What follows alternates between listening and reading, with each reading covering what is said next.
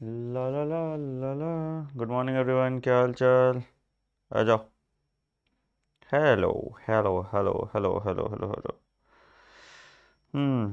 हो गया लाइव? सब लाइव है?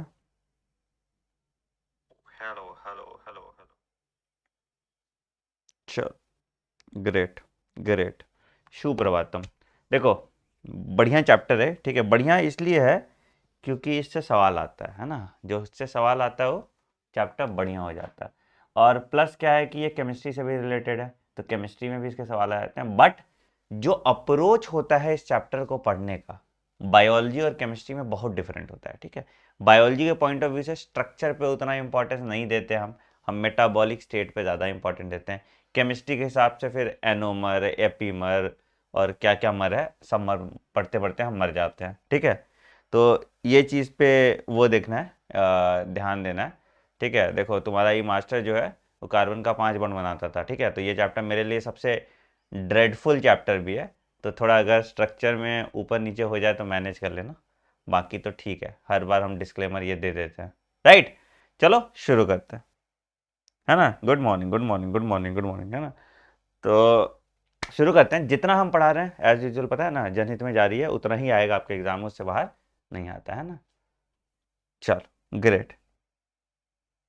नहीं नहीं, दुख नहीं देगा। देखो क्या है ना, देखो दो चीज होता है, समझो।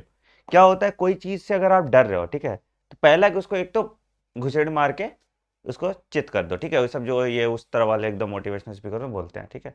दूसरा उपाय क्या है कि हमको तो पार ही करना है ना उस चीज को, तो हम क्या ऐसे पतली गली से साइड से निकल लेंगे, ठीक है। तो वो भी कभी कभी अच्छा अप्रोच होता है ना। अगर मान लो हाथी से हम लड़ रहे हैं, क्या पॉइंट है हाथी से लड़ के, है ना, मुंह तोड़ेंगे। या दीवार पे सर मारना है, दीवार पे क्यों सर मारना भाई, जब दरवाजा है हम दरवाजा खोल के निकल लेंगे ना। तो टैक्टफुल रहना पड़ता है कभी कभी, है ना। स्मार्टली काम करना होता है, यहाँ पे हम स्मार्टली काम करेंगे। क्यों पढ़ना हमको लोड, अगर मेरा ऑर्गेनिक केमिस्ट्री खराब है तो हम क्यों लोड लेंगे इतना, ठीक है। अच्छा है तो बहुत अच्छी बात है, आप घुसिए मैकेनिज्म में। अगर अच्छा नहीं है तो मारिए गोली, है ना। 10 स्ट्रक्चर याद करना है, रट लेंगे हम लोग, और क्या है, समझे। और जितना हम बता रहे हैं उससे सवाल आएगा, तो लोड नहीं लेना है आपको, ठीक है। लोड नहीं आएगा आपको, ठीक। चलिए, आइए तो चलिए शुरू करते हैं एनसीईआरटी रिव्यू ऑफ बायोमोलिक्यूल्स। शुरू करते हैं एनसीईआरटी रिव्यू ऑफ बायोमोलिक्यूल्स। चलिए आइए। अनअकैडमी के प्लस प्लेटफॉर्म पे आप मेरे साथ पढ़ सकते हैं, पता है तुम लोगों को, है ना। प्लस पे मेरे कोर्सेज चलते हैं, इंडिया के टॉप 40+ एजुकेटर्स आप पढ़ सकते हैं, ठीक है। मेरे देखो सारे कोर्सेज अभी चल रहे हैं। आपको क्या है, अनअकैडमी का 1 साल या 2 साल का सब्सक्रिप्शन लेना है, रेफरल कोड आनंद यूज़ करना है, और आप मेरे exclusive Telegram mentorship group, weekly planning group और सब कुछ, एक डेडिकेटेड टीम आपको मिल जाता है। मतलब अनअकैडमी सब्सक्रिप्शन के अलावा भी आपको बहुत कुछ यहाँ मिल जाता है, राइट। तो चलो शुरू करते हैं। बायोमोलिक्यूल्स, बायोमोलिक्यूल्स मतलब क्या हुआ भैया, जितना सामान है मेरे बॉडी में, जितना पुर्जा ऊर्जा मेरे बॉडी का जो बना हुआ है, ये सब बायोमोलिक्यूल्स, है ना। जितना पुर्जा, ठीक है, जितना पुर्जा ऊर्जा सब मेरे बॉडी का बना हुआ है, ये सब का सब जो है बायोमोलिक्यूल्स है। तो क्या होता है सामान, सामान या तो ऑर्गेनिक होगा या इनऑर्गेनिक होगा। तो पहले हम देखते हैं कि तुम्हारे एक हाथ वाथ काटते हैं, ठीक है, और उससे देखते हैं क्या क्या सामान है तुम्हारे अंदर, और उसके बाद फिर उसी हिसाब से पढ़ाई शुरू करते हैं। तो चलिए शुरू करते हैं। आइए तो देखें भाई क्या क्या हो रहा है यहाँ पे, क्या क्या गतिविधि चल रहा है। तो क्या कह रहा है भैया यहाँ पे कि all the living organisms made up of same chemicals. Obviously तुम्हारे हर हमारे में सेम केमिकल है ना, कार्बन, हाइड्रोजन, ऑक्सीजन, नाइट्रोजन, है कि नहीं, ठीक। एलिमेंट्स और कंपाउंड्स, बहुत अच्छी बात है। अच्छा, अब क्या कर रहा है, if you perform such an analysis of a plant tissue, animal tissue और a microbial paste, we obtain the list of elements like carbon, hydrogen, oxygen and several other in their respective unit mass of a living tissue। ठीक है, ठीक है, ठीक है, ठीक है। तो यही चीज है भैया, यही चीज है यहाँ पे बात कर रहा है कि कोई भी ऑर्गेनिज्म हो, उसका जो केमिकल नेचर है वो लगभग मोर और लेस सेम होता है। उसका जो केमिकल नेचर है वो लगभग मोर और लेस सेम होता है। If the same analysis is performed on a piece of earth crust और non living matter, we obtain a similar list. Earth crust का अलग है ना। तो जो मोस्ट अबंडेंट मटेरियल हो सकता है अर्थ क्रस्ट पे हो, वो बॉडी में नहीं होगा। जो मोस्ट अबंडेंट मटेरियल हो सकता है बॉडी में हो, वो अर्थ क्रस्ट पे नहीं होगा। ठीक है, तो यही टाइम पास है, यहाँ पे कुछ भी नहीं है, कुछ भी नहीं, कुछ भी नहीं। ठीक है, बट यहाँ पे देखो क्या है, however a closer examination reveals that the relative abundance of carbon and hydrogen with respect to other elements is higher in any living organism than in earth crust। बहुत इंपॉर्टेंट पॉइंट, पहला सवाल हमको मिल गया, कहाँ से आ सकता है सर? पहला सवाल ये आ सकता है कि अबंडेंस ऑफ कार्बन और हाइड्रोजन ज्यादा है कहाँ पे? लिविंग ऑर्गेनिज्म में then in earth crust. Earth crust में क्या ज्यादा होता है? अर्थ क्रस्ट में सिलिकॉन ज्यादा होता है, अर्थ क्रस्ट में सिलिकॉन ज्यादा होता है। इसके लिए एक पर्टिकुलर टेबल है, उस टेबल को हम देखते हैं। चलिए, अच्छा, अब बात करते हैं भैया, हमको किसी का केमिकल कॉम्पोजिशन निकालना है, कोई भी चीज हमको देखना है। अगर मान लो इस रिमोट है, इस रिमोट में हमको देखना है क्या क्या है, तो हम क्या इसको तोड़ देंगे, वही करते हैं। आइए, तो सबसे पहले क्या करते हैं, सबसे पहले क्या करते हैं कि हम एक लिविंग टिश्यू लेते हैं। क्या करते हैं भैया? हम एक, बायोकेमिस्ट कुछ नहीं करते, बायोकेमिस्ट तोड़ फोड़ के चीज को देखते हैं। ठीक है, तो हम एक लिविंग टिश्यू ले लेते हैं। ले लो भैया, लिविंग टिश्यू लिया। ठीक है, अब इस लिविंग टिश्यू को हमने ऐसे मोटर और पेशल लिखा है ना, मोटर और पेशल नहीं होता, वो छोटा सा ओखली कह सकते हैं उसको, है ना, ऐसे ऐसे ग्राइंड करते हैं।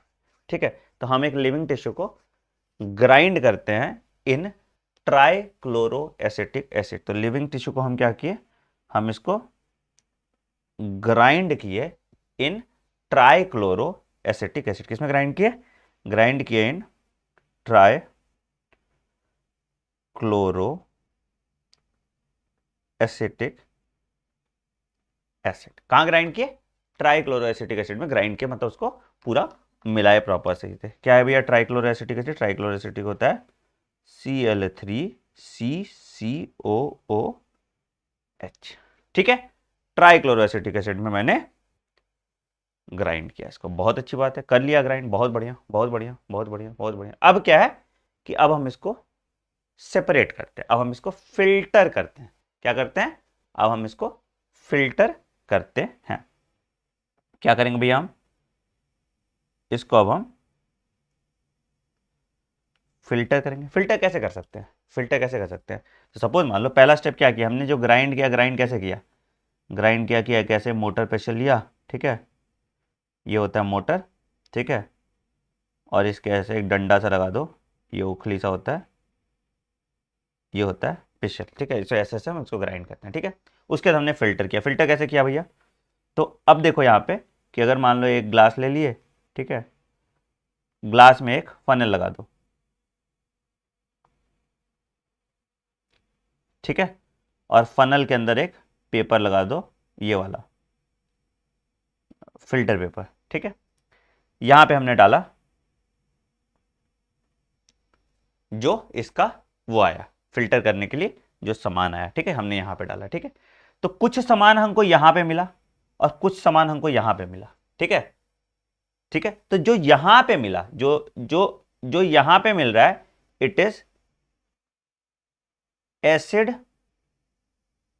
सॉल्युबल पूल, मतलब जो डिसॉल्व हो गया ट्राइक्लोरो एसिटिक एसिड के। ठीक है, it is acid soluble pool, जो डिसॉल्व हो गया ट्राइक्लोरो एसिटिक एसिड में। जो यहां पे हमको मिल रहा है, it is acid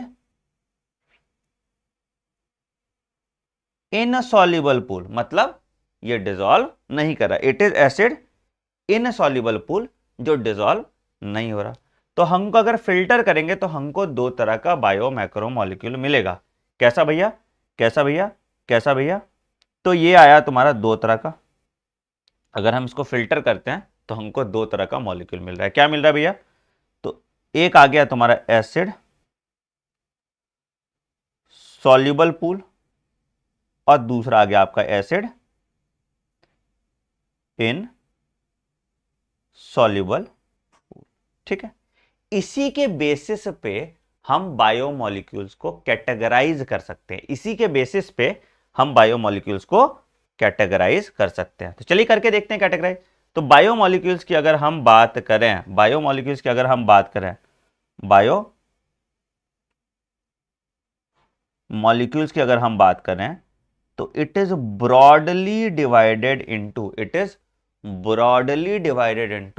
micro molecules and macro molecule. छोटा मतलब माइक्रो, बड़ा मतलब macro. It is divided into micro molecules and macro molecules. Micro मतलब इसका मॉलिक्यूलर वेट कम होगा क्योंकि छोटा मॉलिक्यूल है। इसका मॉलिक्यूलर वेट कितना होगा भैया? It is less than 1000 Dalton या 800 डाल्टन से 1000 डाल्टन के बीच में होता है। किसी किताब में 800 डाल्टन मिल जाएगा, किसी किताब में 1000 डाल्टन मिल जाएगा। ठीक है, तो अगर मॉलिक्यूलर वेट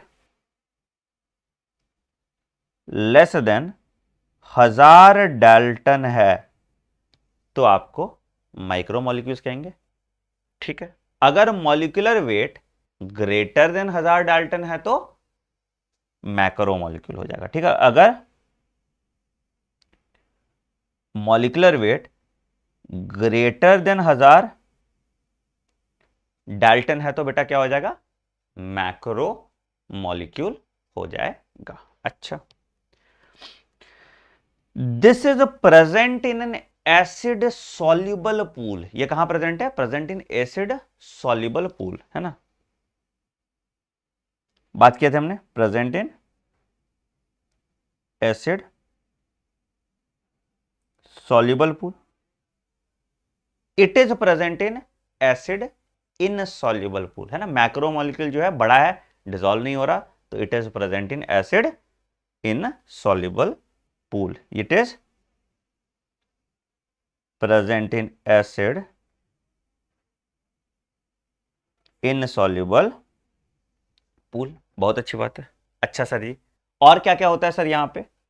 और क्या क्या होता है? अगर हम और बात करें तो इसका एग्जांपल में क्या क्या आ जाएगा? अमाइनो एसिड, है ना, नाइट्रोजन बेस, मोनोसेक्राइड्स, है ना। ये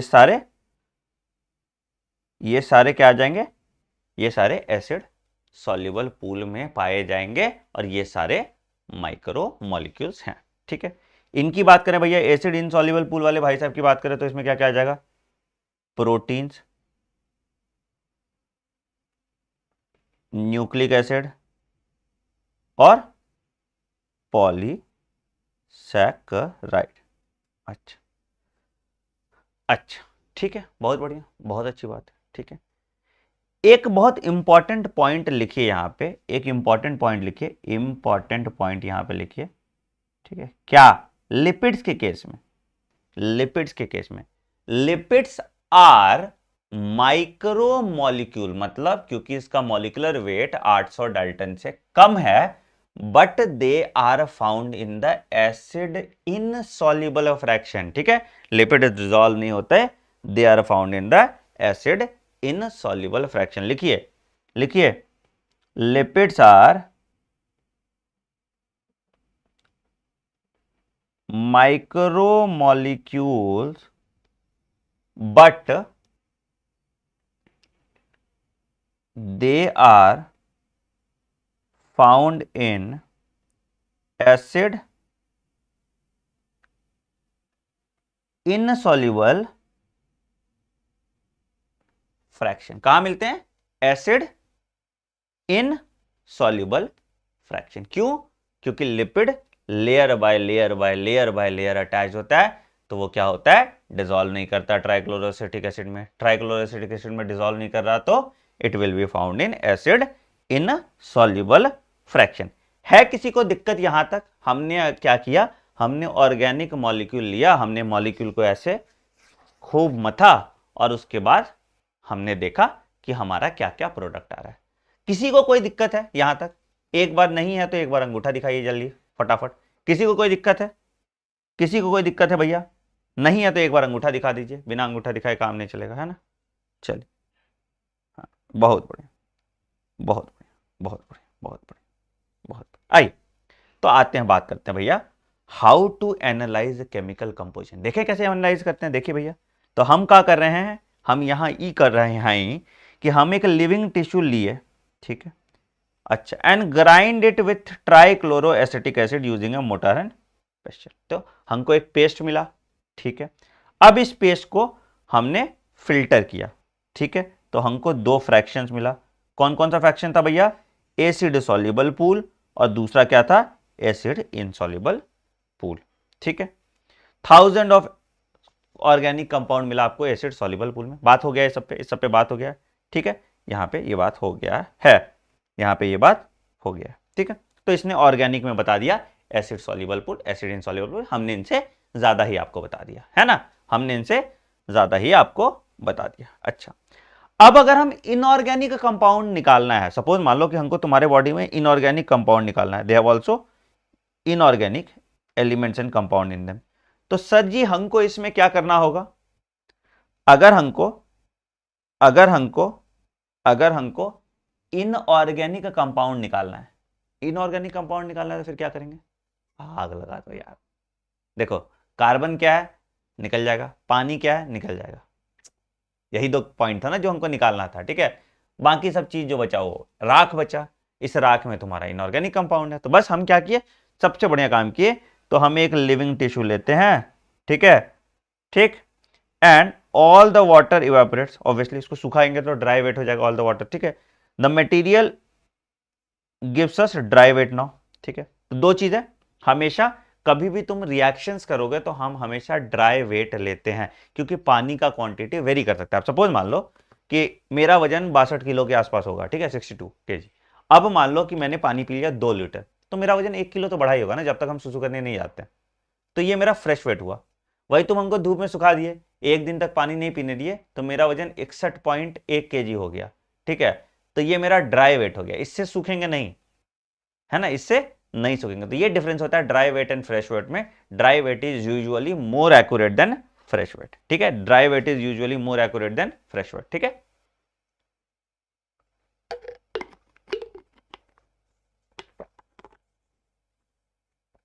हाँ यार, बस 62 और वो भी 3 महीने प्रेग्नेंट लेके, ठीक है, अपना बच्चा का जोड़ के।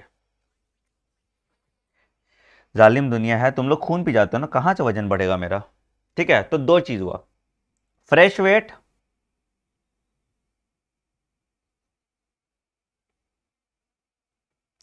Minus water is equal to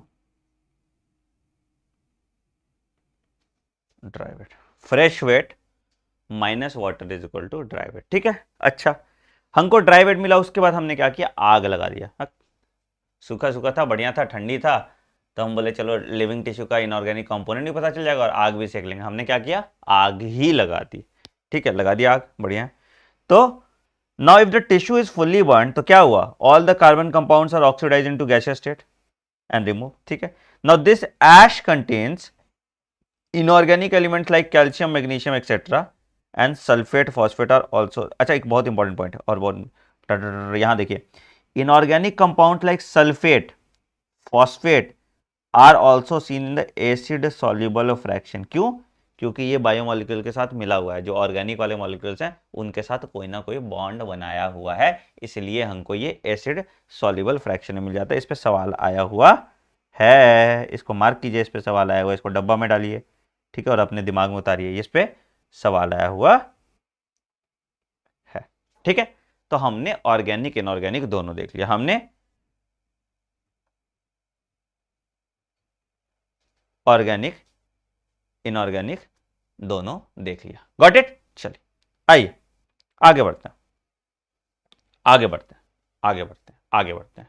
ठीक है, अब क्या बोल रहा है, from a chemistry point of view one can identify the functional group like aldehyde, ketones, aromatic compound etcetera. अभी इस पे बात करेंगे। ठीक है, अब इस पे हम बात करेंगे क्या क्या माइक्रोमोलिक्यूल और क्या क्या मैक्रोमोलिक्यूल है, अभी इस पे बात करेंगे। ठीक है, अच्छा सुनो, उसके पहले आप पहले ये वाला देख लीजिए, दो टेबल एनसीईआरटी में दिया है, क्या देख रहा है, दिखा, मैंने बोला था कि अर्थ क्रस्ट में हाइड्रोजन और कार्बन का कंपोनेंट कम है, बट ह्यूमन बॉडी में कार्बन और हाइड्रोजन ज्यादा होता है। अर्थ क्रस्ट में क्या ज्यादा होता है, अर्थ क्रस्ट में सिलिका ज्यादा होता है, दिख रहा है, अर्थ क्रस्ट में सिलिका ज्यादा होता है। कार्बन, हाइड्रोजन और ऑक्सीजन जो है वो किस में ज्यादा होता है, वो ह्यूमन बॉडी में ज्यादा होता है। ठीक है, तो ये इंपॉर्टेंट है, most abundant element on the earth crust is silicon.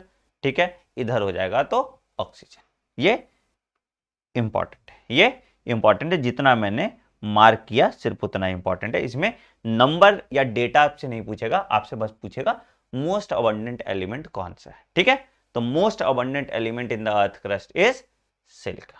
Most abundant element in the earth crust is silica. ठीक है, ये याद रखिएगा। ठीक है, ऑक्सीजन बेटा एटमॉस्फेयर में हो जाता है। अर्थ क्रस्ट की अगर बात करोगे तो सिलिकॉन आ जाएगा। ठीक है, एटमॉस्फेयर की बात करोगे तो ऑक्सीजन आ जाएगा। धरती है ना, जमीन, जमीन में ऑक्सीजन कहां है? डिसॉल्व ऑक्सीजन के फॉर्म में होगा ना अगर जमीन में ऑक्सीजन होगा। ठीक है, तो अगर अर्थ क्रस्ट, क्रस्ट की बात कर रहे हो तो तुम्हारा धरती आ जाता है, धरती में सिलिकॉन आएगा। ठीक है, ऑक्सीजन नहीं आएगा, याद रखिएगा। अरे बेटा ऑक्सीजन समझो ना, ऑक्सीजन एटमॉस्फेयर में हो गया ना, वातावरण में ऑक्सीजन है ना। जमीन में तुम खोदोगे तो ऑक्सीजन निकलेगा क्या? भावनाओं को समझो, तुम लोग भावुक हो जाते हो। अर्थ में ऑक्सीजन 46% होता है by weight, but most abundant element earth crust की बात करेंगे तो सिलिकॉन होगा। समझ में? हमको भी दिख रहा है ना बेटा। अरे ये हमको नहीं दिख रहा, ये 46.6 है। अंधे तो हम है नहीं, कुछ बोल रहे हैं, कुछ कारण होगा ना उसके पीछे बोल रहे हैं तो। हाँ, हमको भी दिख रहा है ना, किताब मेरे सामने खुला हुआ है, देख के जब बोल रहे हैं उसके पीछे कोई रीजन होगा ना। हाँ, ठीक है। अरे एनसीईआरटी माता को इतना वैसे नहीं रहते, उनके भावनाओं को समझना पड़ता है, इसीलिए तो समझाने के लिए हम लोग जैसे लोगों की जरूरत पड़ जाती है। ठीक है, देखो क्या होता है ना, समझ, जमीन पे तुमको क्या मिलेगा? मिट्टी। मिट्टी में क्या होगा? बालू या सिलिका, वही होगा ना। मिट्टी में आपको कहां से ऑक्सीजन मिल रहा है? नहीं मिल रहा ना। एटमॉस्फेयर की बात करोगे तो वहां पे हो सकता है नाइट्रोजन, वहां पे हो सकता है ऑक्सीजन, वहां पे हो सकता है ना, कार्बन डाइऑक्साइड, तो गैसेस आएंगे ना वहां पे। ठीक है, हाँ, ठीक है, चलिए, बहुत बहुत ठीक है। आप अर्थ क्रस्ट पे पूछेगा तो आप सिलिका मार्क करेंगे। ठीक है, चल आइए, जैसे अगर पूछे तो स्ट्रक्चरल फ्रेमवर्क ऑफ बॉडी जो बना हुआ है तो कार्बन है ना, तो कार्बन मार्क करोगे, उसमें थोड़ी तुम ऑक्सीजन बोल दोगे। समझा है? चलिए, क्यों बॉडी में ऑक्सीजन ज्यादा है? अगर पूछ रहे हैं ना बॉडी में ऑक्सीजन क्यों ज्यादा है, तुम्हारे बॉडी का लगभग 90% कॉन्स्टिट्यूएंट पानी है, तो पानी की वजह से तुम्हारा ऑक्सीजन ज्यादा है। हाइड्रोजन H2O पढ़ते हो ना, तो उस तरह से ऑक्सीजन ज्यादा है, इसलिए। Getting my point? आई, हाँ, चल ठीक है। अच्छा, और क्या क्या मेटल्स में तुमको पता ही है, सोडियम होता है, पोटेशियम होता है, कैल्शियम होता है, मैग्नीशियम होता है, पानी होता है, और NaCl CaCl2 फॉस्फेट और सल्फेट होता है। ठीक है, हमने बता दिया कि फॉस्फेट सल्फेट हमको एसिड सॉल्युबल पूल में भी मिल जाएगा। फॉस्फेट और सल्फेट हमको एसिड सॉल्युबल पूल में भी मिल जाएगा। ठीक, अब आते हैं एक एक करके बायो माइक्रो मॉलिक्यूल देखना स्टार्ट करते हैं, फिर हम लोग मैक्रो मॉलिक्यूल देखना स्टार्ट करेंगे। ठीक है, तो पहले बायो माइक्रो मॉलिक्यूल देखना स्टार्ट करते हैं, फिर हम लोग मैक्रो मॉलिक्यूल देखना स्टार्ट करेंगे। तो सबसे पहले आते हैं भैया, किसका नंबर आ रहा है? सबसे पहले नंबर आ रहा है अमाइनो एसिड का। ठीक है, एनसीईआरटी में इसको थोड़ा हौच पौच दिया है, लेकिन हम पढ़ेंगे एनसीईआरटी के हिसाब से। एनसीईआरटी में क्या हुआ है, जैसे जनरली हम लोग जो पढ़ाते हैं तो हम क्या करते हैं, पहले अमाइनो एसिड पढ़ाया, फिर प्रोटीन पढ़ा दिया। ठीक है, उसके बाद nitrogen base pentose sugar phosphate group बढ़ाया, फिर उसके बाद डीएनए और आरएनए पढ़ा दिया। बट इसमें पहले माइक्रो मॉलिक्यूल्स पढ़ाया अलग, और उसके बाद प्राइमरी और सेकेंडरी मेटाबोलाइट्स, और फिर मैक्रो मॉलिक्यूल्स। तो हम लोग इसी सीक्वेंस में चलेंगे ताकि आपको एनसीईआरटी से पढ़ने की सहूलियत हो गई। थोड़ा वियर्ड लगेगा बट पढ़ेंगे हम इसी तरीके से। ठीक है, चलिए, तो अमाइनो एसिड की बात करते हैं। तो भैया क्या क्या कह रहा है, जो एनसीईआरटी माता बोल रही है वो सब देखते जाते हैं। तो amino acids are organic compound containing an amino group, an acidic group as substituted on the same carbon। आइए, तो क्या पहला सबसे पहले अगर अमाइनो एसिड की बात करें तो अमाइनो एसिड किसका किसका बना हुआ है भैया? अगर हम अमाइनो एसिड की बात करें तो अमाइनो एसिड किसका किसका बना हुआ भैया? Carbon, hydrogen, oxygen, nitrogen. Carbon, hydrogen, oxygen, nitrogen. अच्छा, क्या है भैया ये? It is a substituted methane. जो एनसीईआरटी का लाइन है हम बस को पॉइंटर्स में डाल रहे हैं। ठीक है, it is a substituted methane. क्या मतलब होता है सर जी सब्सटीट्यूटेड मीथेन का? अगर हम सब्सटीट्यूटेड मीथेन का, सब्सटीट्यूटेड मीथेन कहने का तात्पर्य है कि मीथेन में क्या होता है? कार्बन, हाइड्रोजन, हाइड्रोजन, हाइड्रोजन, यही होता है ना। हाइड्रोजन, हाइड्रोजन, हाइड्रोजन, हाइड्रोजन, यही होता है। तो इसको हम सब्सटीट्यूट कर दें, मतलब इससे जगह से हटा दें, मतलब कुछ ना कुछ अलग अलग लगा। तो यहाँ पे कुछ लगाएंगे, यहाँ पे कुछ लगाएंगे, यहाँ पे कुछ लगाएंगे, यहाँ पे कुछ लगाएंगे। ठीक है, तो एक साइड हमने लगा दिया NH2 ग्रुप, एक साइड हमने लगा दिया COH ग्रुप, एक साइड हमने लगा दिया H और एक साइड हमने लगा दिया R। तो अगर हम बात करें किसी एक अमाइनो एसिड का तो क्या क्या दिख रहा है, क्या क्या दिख रहा है? इस वाले ग्रुप को हम कहेंगे अमाइनो ग्रुप। तो इसके पास एक अमाइनो ग्रुप है, दूसरा कार्बोक्सिलिक एसिड ग्रुप है, दूसरा कार्बोक्सिलिक एसिड ग्रुप है।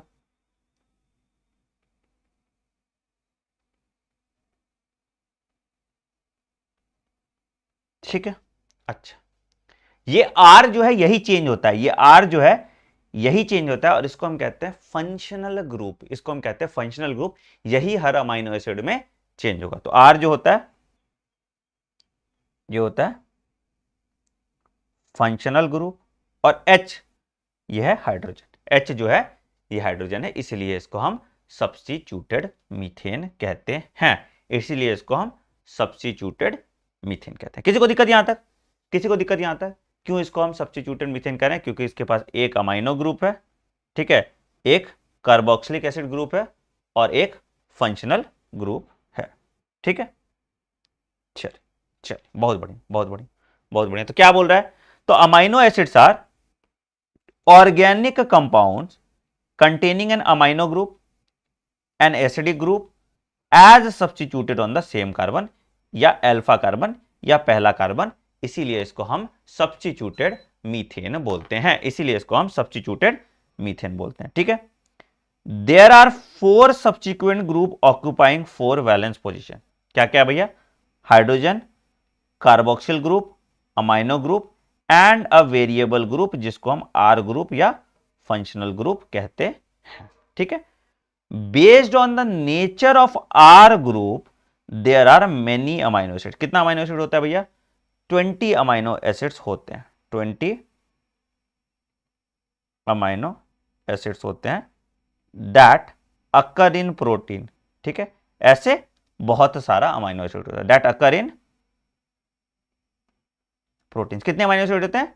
20 अमाइनो एसिड्स होते हैं that occur in protein, that occur in protein. ठीक है, अच्छा, ठीक है ठीक है ठीक है। इसमें से कौन कौन सा अमाइनो एसिड आपको देखना है उसका स्ट्रक्चर हम लोग बना लेते हैं, कौन कौन सा अमाइनो एसिड आपको पढ़ना है उसका स्ट्रक्चर हम लोग बना लेते हैं, जो एनसीईआरटी में दिया हुआ है, जिस पे सवाल आ सकता है। किसका किसका आ सकता है? सिंपलेस्ट अमाइनो एसिड की बात करें that is glycine, simplest amino acid की बात करें that is glycine, CNH2 COH H और H, ये क्या है? ये है glycine. It is the simplest amino acid, it is the simplest amino acid. ठीक है, दूसरा कैसा होता है सर? दूसरा कैसा होता है? दूसरा होगा एलेनिन। दूसरा आपको पढ़ना है एलेनिन। एलेनिन क्या होगा? NH2 COOH। अगर इस पे मिथाइल ग्रुप लगा हुआ है, ठीक है, तो क्या हुआ भैया? तो ये तुम्हारा हो गया एलेनिन। ठीक है, ठीक। तीसरा होता है सेरीन। सेरीन क्या होता है? NH2 COH और यहां पे क्या हुआ? CH2OH और H, तो ये क्या हो गया? सेरीन। ये क्या हो गया? सेरीन। तो 3 अमाइनो एसिड का स्ट्रक्चर एनसीईआरटी में दिया है, ये 3 अमाइनो एसिड का स्ट्रक्चर आपको पढ़ना है, ये 3 अमाइनो एसिड का स्ट्रक्चर आपको पढ़ना है। ठीक है, ठीक है, ये 3 अमाइनो एसिड का स्ट्रक्चर आपको पढ़ना है। अच्छा अच्छा, अमाइनो एसिड जो है ये ज्विट्रिक आयन फॉर्म भी शो करता है, मतलब पॉजिटिव और नेगेटिव चार्ज दोनों सेम इस पे होता है। ठीक है, ये ज्विट्रिक आयन भी,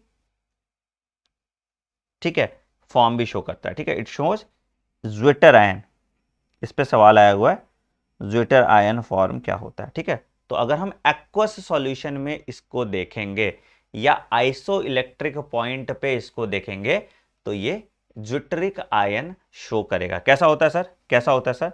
तो कैसा होता है, तो अगर मान लीजिए कि मान लो इस पे मान लो पॉजिटिव चार्ज आ गया,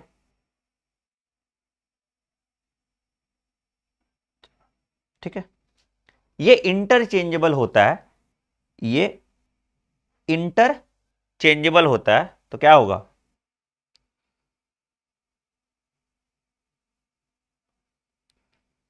इससे हाइड्रोजन लिया, ठीक है, और ये फिर अपना एक्वा सॉल्यूशन में दे दिया, तो तीसरा क्या हो जाएगा, अरे तीसरा क्या हो जाएगा, तीसरा हो जाएगा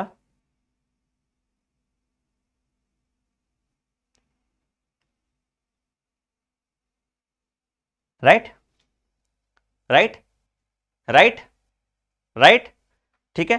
तो यहां पे पॉजिटिव चार्ज एग्जिबिट हो रहा है, यहां पे पॉजिटिव और नेगेटिव चार्ज दोनों एग्जिबिट हो रहा है, और यहां पे नेगेटिव चार्ज एग्जिबिट हो रहा है, यहां पे नेगेटिव चार्ज एग्जिबिट हो रहा है, यहां थोड़ा सा नेगेटिव चार्ज एग्जिबिट हो रहा है, ठीक है, ठीक है, यहां पे नेगेटिव चार्ज एग्जिबिट हो रहा है। तो भैया क्या है, भैया क्या है, तो ये वाला जो है, ये वाला जो है, ये वाला जो है, इसको हम क्या कहते हैं, इसको हम कहते हैं ज्विटर आयन। ये वाला जो है इसको हम कहते हैं, इसको हम कहते हैं ज्विटर आयन। क्या हो रहा है, पॉजिटिव और नेगेटिव चार्ज अगर दोनों एग्जिबिट कर रहा है तो ज्विटर आयन होता है, ठीक है।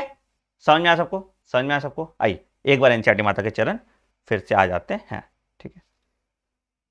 तो देखो, तो the R group of these proteinaceous amino acid could be a hydrogen, जैसे मैंने बताया ग्लाइसिन में, मिथाइल ग्रुप एलेनिन में, और हाइड्रोक्सी मिथाइल ग्रुप सेरिन में, ठीक है। तो 20 अमाइनो एसिड है, 20 अमाइनो एसिड अभी हम लिखवाएंगे, एसेंशियल और नॉन एसेंशियल, ठीक है। The chemical and physical properties of amino acids are essentially the amino carboxyl group in the functional group. अभी बात करेंगे इस पर, ठीक है, कौन सा एसिडिक अमाइनो एसिड होता है, कौन सा बेसिक अमाइनो एसिड होता है, इस पर भी हम बात करेंगे, ठीक है। हमने क्या देखना था अभी, ये ज्विटर आयन फॉर्म, ठीक है। तो यहां पे देखिए तुमको ज्विट्रिक आयन फॉर्म दिख रहा है, तो देखो, तो देखो यहाँ पे, यहाँ पॉजिटिव चार्ज एग्जिबिट किया, पॉजिटिव निगेटिव दोनों एग्जिबिट किया, और यहाँ पे फिर नेगेटिव चार्ज एग्जिबिट किया है। तो ये जो है ये ज्विट्रिक फॉर्म है, ये ज्विट्रिक आयन का फॉर्म है, ठीक, ये ज्विट्रिक आयन का फॉर्म है। चलिए आइए अब बात करते हैं हम, अब बात करते हैं हम टाइप्स ऑफ अमाइनो एसिड, क्या क्या अमाइनो एसिड हैं, कितने एसेंशियल्स हैं, कितने नॉन एसेंशियल हैं, कौन सा एसिडिक है, कौन सा बेसिक है, इस पे बात करते हैं, ठीक है। आइए तो अब बात करते हैं अमाइनो एसिड किस किस तरह के हैं, ठीक है। तो पहला होता है एसेंशियल अमाइनो एसिड। कौन कौन से amino acid, essential amino acid, essential मतलब हमको जरूरत है, मेरा बॉडी नहीं बना रहा, तो उन अमाइनो एसिड को हम एसेंशियल अमाइनो एसिड कहते हैं, उन अमाइनो एसिड को हम एसेंशियल अमाइनो एसिड कहते हैं, उन अमाइनो एसिड को हम एसेंशियल अमाइनो एसिड कहते हैं। कौन कौन सा होगा भैया, कौन कौन सा होगा आपका essential amino acid, valine,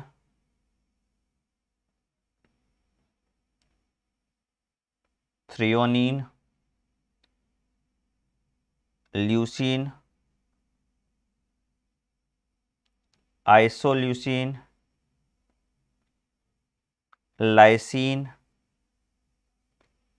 methionine. अगर आपको नहीं भी याद है तो चलेगा, कोई दिक्कत नहीं है, ठीक है, अगर आपको नहीं भी याद है तो चलेगा, क्या याद करना है हम वो बता देते हैं, ठीक है। फिनाइललीन, जो जो सवाल कहाँ कहाँ जाएगा वो हम बता देते हैं, बट ये हम लिखवा देते हैं कि तुम लोग रोगे। ट्रिप्टोफैन, ठीक है, आर्जिनिन एंड हिस्टीडीन। याद रखिएगा आर्जिनिन और हिस्टीडीन जो है सेमी एसेंशियल है, मतलब कुछ मेरे बॉडी से भी बनता है और कुछ हमको जरूरत पड़ता है, ठीक है, कुछ मेरे बॉडी से ही बनता है, कुछ हमको जरूरत पड़ता है, ठीक है। चलो नॉन एसेंशियल की अगर हम बात करेंगे,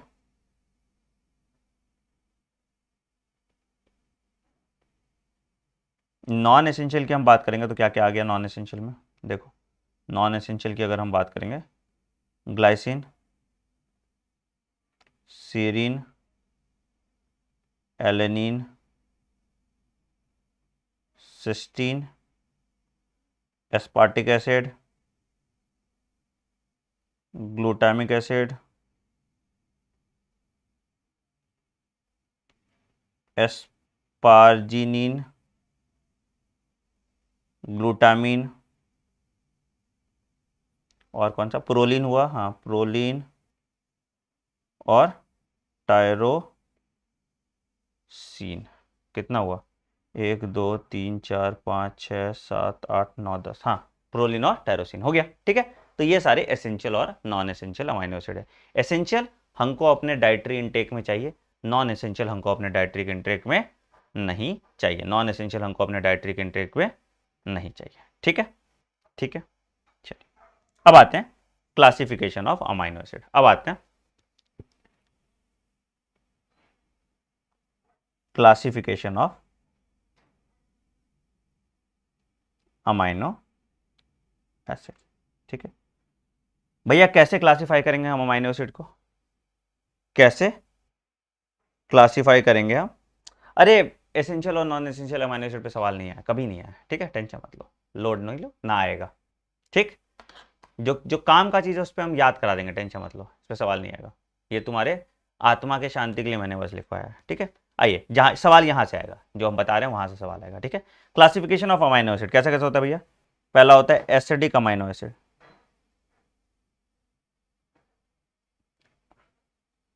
अच्छा सर, क्या होता है एसिडिक अमाइनो एसिड? अगर फंक्शनल ग्रुप में, देखो अब हम सिर्फ आर की बात कर रहे हैं, अगर फंक्शनल ग्रुप में COOH ज्यादा है, अगर अगर फंक्शनल ग्रुप में, अगर फंक्शनल ग्रुप में, अगर आर ग्रुप में COOH ज्यादा है, अगर आर ग्रुप में COOH ज्यादा है, मतलब मान लो कि 4 COOH है, 2 NH2 है, तो एसिडिक है। ठीक है, ठीक है, अगर फंक्शनल ग्रुप में COOH ज्यादा है तो क्या हुआ भैया, ये एसिडिक अमाइनो एसिड होगा। और नेट चार्ज क्या होगा, नेट चार्ज इस पे जो है नेगेटिव होगा, नेट चार्ज इस पे जो है नेगेटिव होगा। एग्जांपल इसका क्या होगा, ग्लूटामिक एसिड और एस्पार्टिक एसिड, ग्लूटामिक एसिड और एस्पार्टिक एसिड, है ना, ग्लूटामिक एसिड और एस्पार्टिक एसिड लिखिए।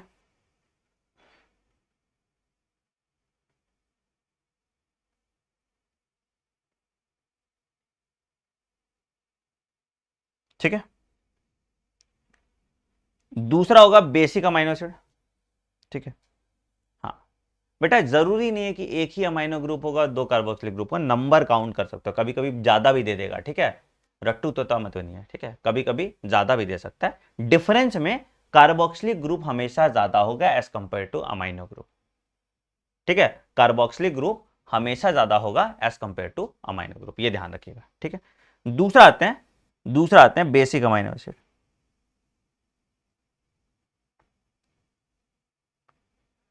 सर बेसिक अमाइनो एसिड क्या होता है? बेसिक मतलब क्या, आर ग्रुप में क्या ज्यादा है, NH2 ज्यादा है। ठीक है, आर ग्रुप में या फंक्शनल ग्रुप में क्या ज्यादा है, NH2 ज्यादा है। ठीक है, NH2 ज्यादा है तो नेट चार्ज क्या हो जाएगा, पॉजिटिव। याद है हमने पढ़ा था बेसिक अमाइनो एसिड कौन कौन से होते थे, DNA molecular basis of unit. ठीक है, कौन कौन सा था,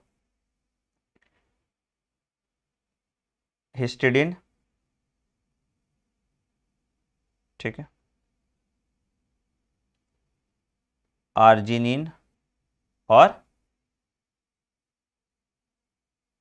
लाइसिन, है ना, हिस्टिडीन, आर्जिनिन और लाइसिन। ठीक है, ये तुम्हारा बेसिक अमाइनो एसिड हो गया। बाकी सारे न्यूट्रल है, बाकी सारे न्यूट्रल है, बाकी सारे न्यूट्रल है। ठीक है, बाकी सारे जो है न्यूट्रल अमाइनो एसिड हैं।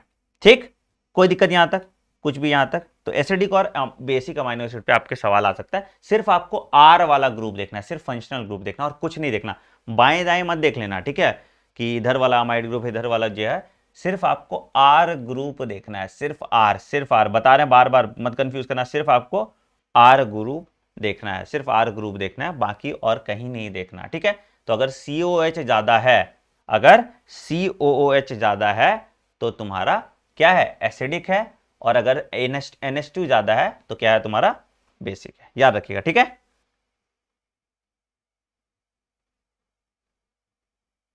चलिए, आइए, चल, ठीक है, बढ़िया, बहुत अच्छा। कुछ इंपॉर्टेंट पॉइंट्स और लिख लो, कुछ पॉइंटर्स और लिख लो, ठीक है। Most complex organic molecule tryptophan, most complex amino acid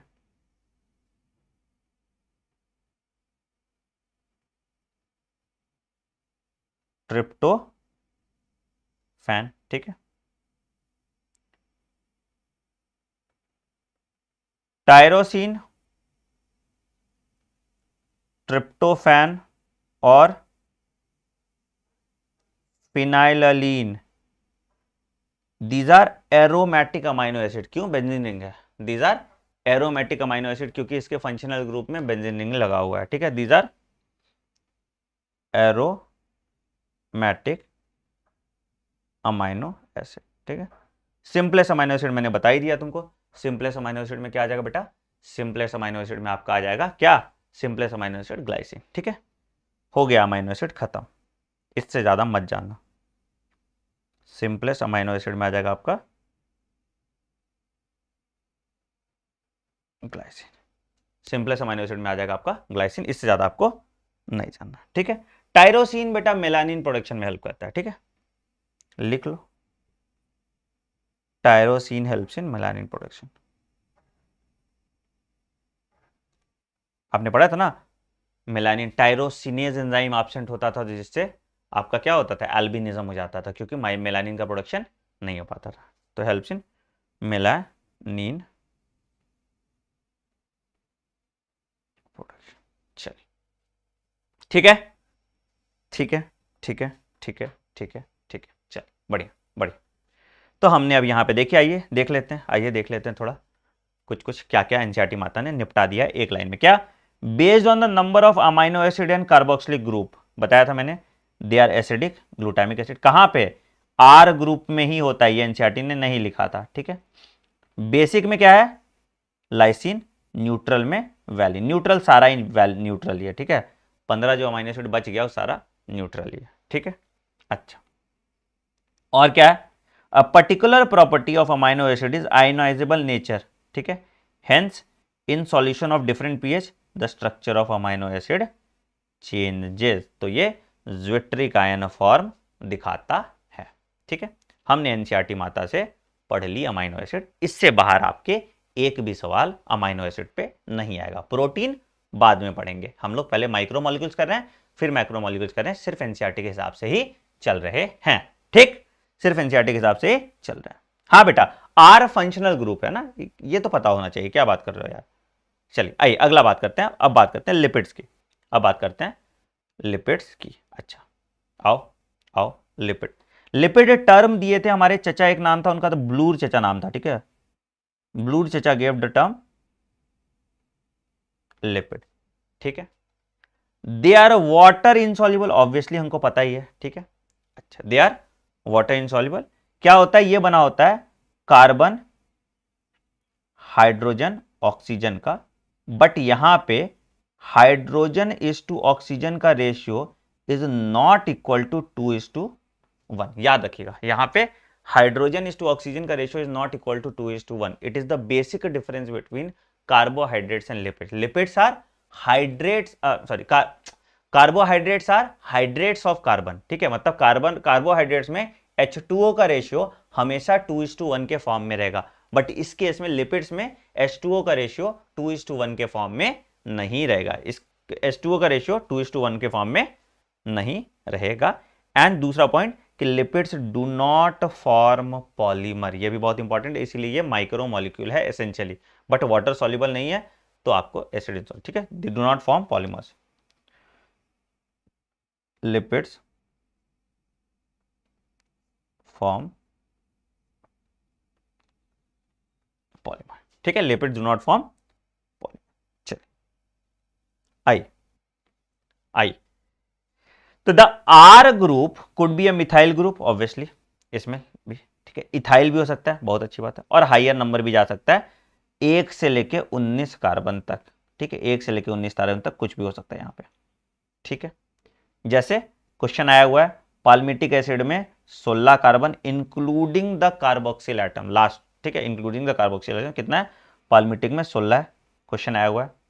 ठीक है, एराकिडोनिक एसिड में 20, तो वही 19 फंक्शनल ग्रुप हो गया और एक जो है कार्बोक्सिल एटम वाला ग्रुप हो गया। तो एराकिडोनिक एसिड में कितना हो गया, 20 इंक्लूडिंग द कार्बोक्सिल एटम। ठीक है, इंक्लूडिंग द कार्बोक्सिल एटम।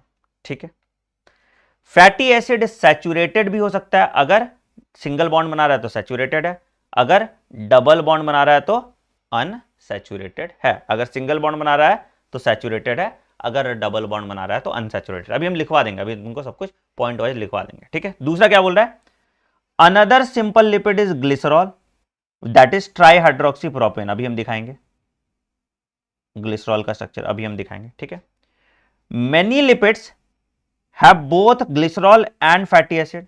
ठीक है, तो ये अगर मोनो एक है, एक फैटी एसिड है तो मोनोग्लिसराइड, 2 फैटी एसिड है तो डाइग्लिसराइड, और 3 फैटी एसिड है तो 3 ग्लिसराइड, ट्राइग्लिसराइड।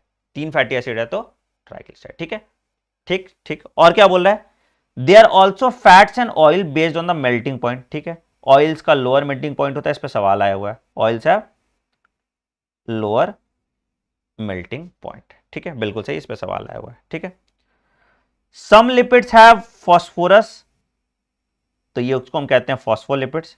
इसका एग्जांपल है लेसिथिन, इस पे भी सवाल आया हुआ है, इस पे भी सवाल आया हुआ है, लेसिथिन इज अ फॉस्फोलिपिड। ठीक है, तो पॉइंटर्स अगर हम बनाए तो कितना हो गया भैया, पहला पॉइंटर, दूसरा पॉइंटर, ठीक है, तीसरा पॉइंटर, चौथा पॉइंटर और पांचवा पॉइंटर। ठीक है, अब हम लोग इसको थोड़ा डिटेल में पढ़ते हैं, अब हम लोग इसको थोड़ा डिटेल में पढ़ते हैं। आइए आइए, तो हमने क्या क्या देखा था भैया, सिंपल लिपिड देखा था, फिर उसके बाद हमने देखा था क्या, उसके बाद हमने सैचुरेटेड और अनसैचुरेटेड की बात की थी। ठीक है, आइए तो पहले देखते हैं सिंपल लिपिड।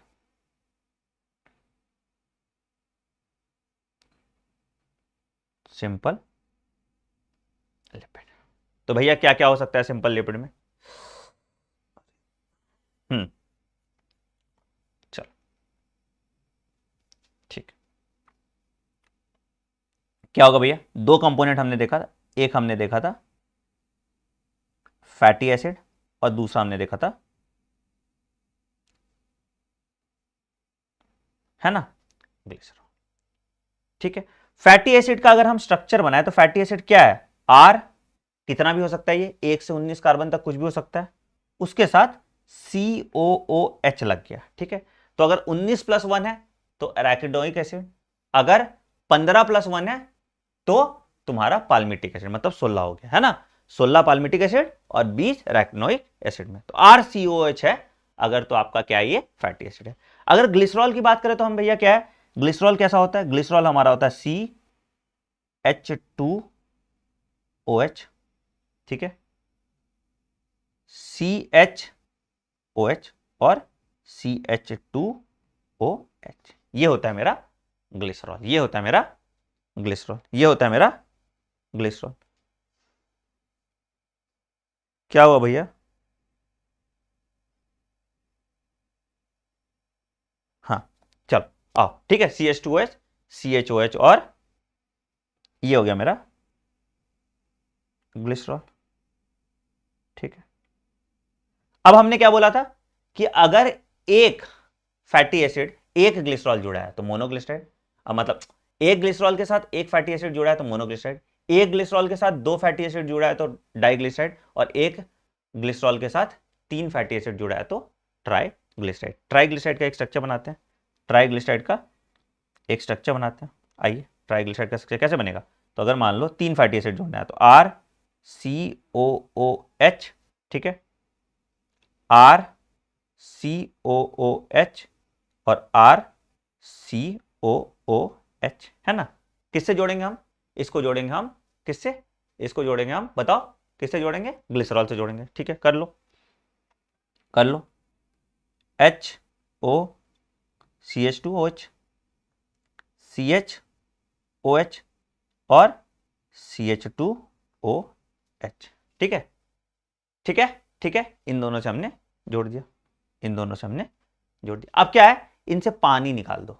इनसे क्या करें हम, इनसे हम कर सकते हैं कि पानी निकाल देते हैं, इनसे इनसे हम पानी निकाल देते हैं। यहां से OH इससे लो और H इससे लो। ठीक है, हम इनसे पानी निकाल देते हैं। तो मेरा क्या बनेगा,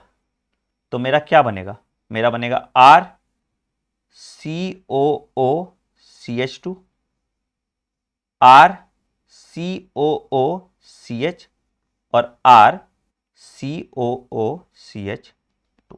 ये बन गया ट्राइग्लिसराइड। ठीक है, plus water plus water plus water, तो ये हो गया बेटा, ये क्या हो गया, ये बन गया आपका ट्राइग्लिसराइड, ये बन गया आपका ट्राइग्लिसराइड। समझ में आया सबको, समझ में आया सबको। ठीक है, तो ये आपका आ गया ट्राइग्लिसराइड का स्ट्रक्चर। बढ़िया, तो क्या है भैया, 3 फैटी एसिड और 1 ग्लिसरॉल बनाया ट्राइग्लिसराइड। ठीक, अच्छा, हमने बात की थी सैचुरेटेड फैटी एसिड और अनसैचुरेटेड फैटी एसिड की, है ना। हमने बात की थी सैचुरेटेड फैटी एसिड और अनसैचुरेटेड फैटी एसिड की। क्या होता है भैया सैचुरेटेड फैटी एसिड,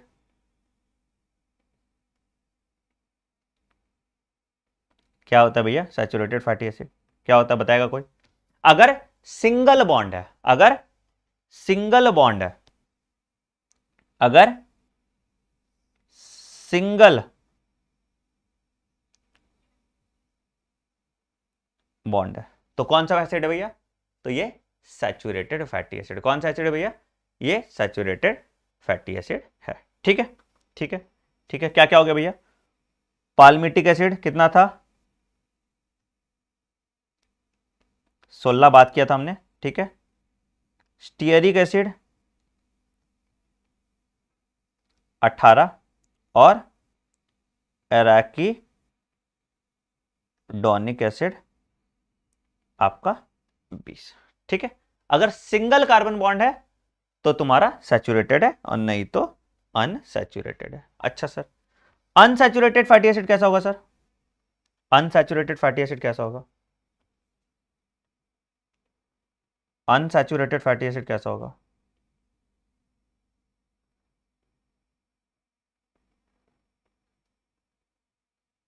अगर डबल बॉन्ड है। ठीक है, अगर डबल बॉन्ड है,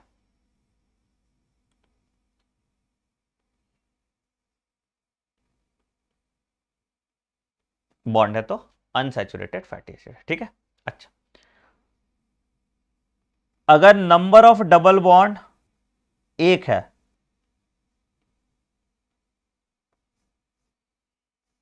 एक है तो ओलिक एसिड। ठीक है, 2 है तो लाइनोलिक एसिड। ठीक है, 2 है तो लाइनोलिक एसिड है। ठीक है, याद रखिएगा इसमें 2 है तो लाइनोलिक एसिड होगा। चलिए, तो ये हमारा लिपिड भी हमने निपटा दिया, ये हमारा लिपिड भी हमने निपटा दिया। ठीक है, कुछ हमने फॉस्फोलिपिड की बात की, फॉस्फोलिपिड का स्ट्रक्चर अभी आपको मैं दिखा दूंगा।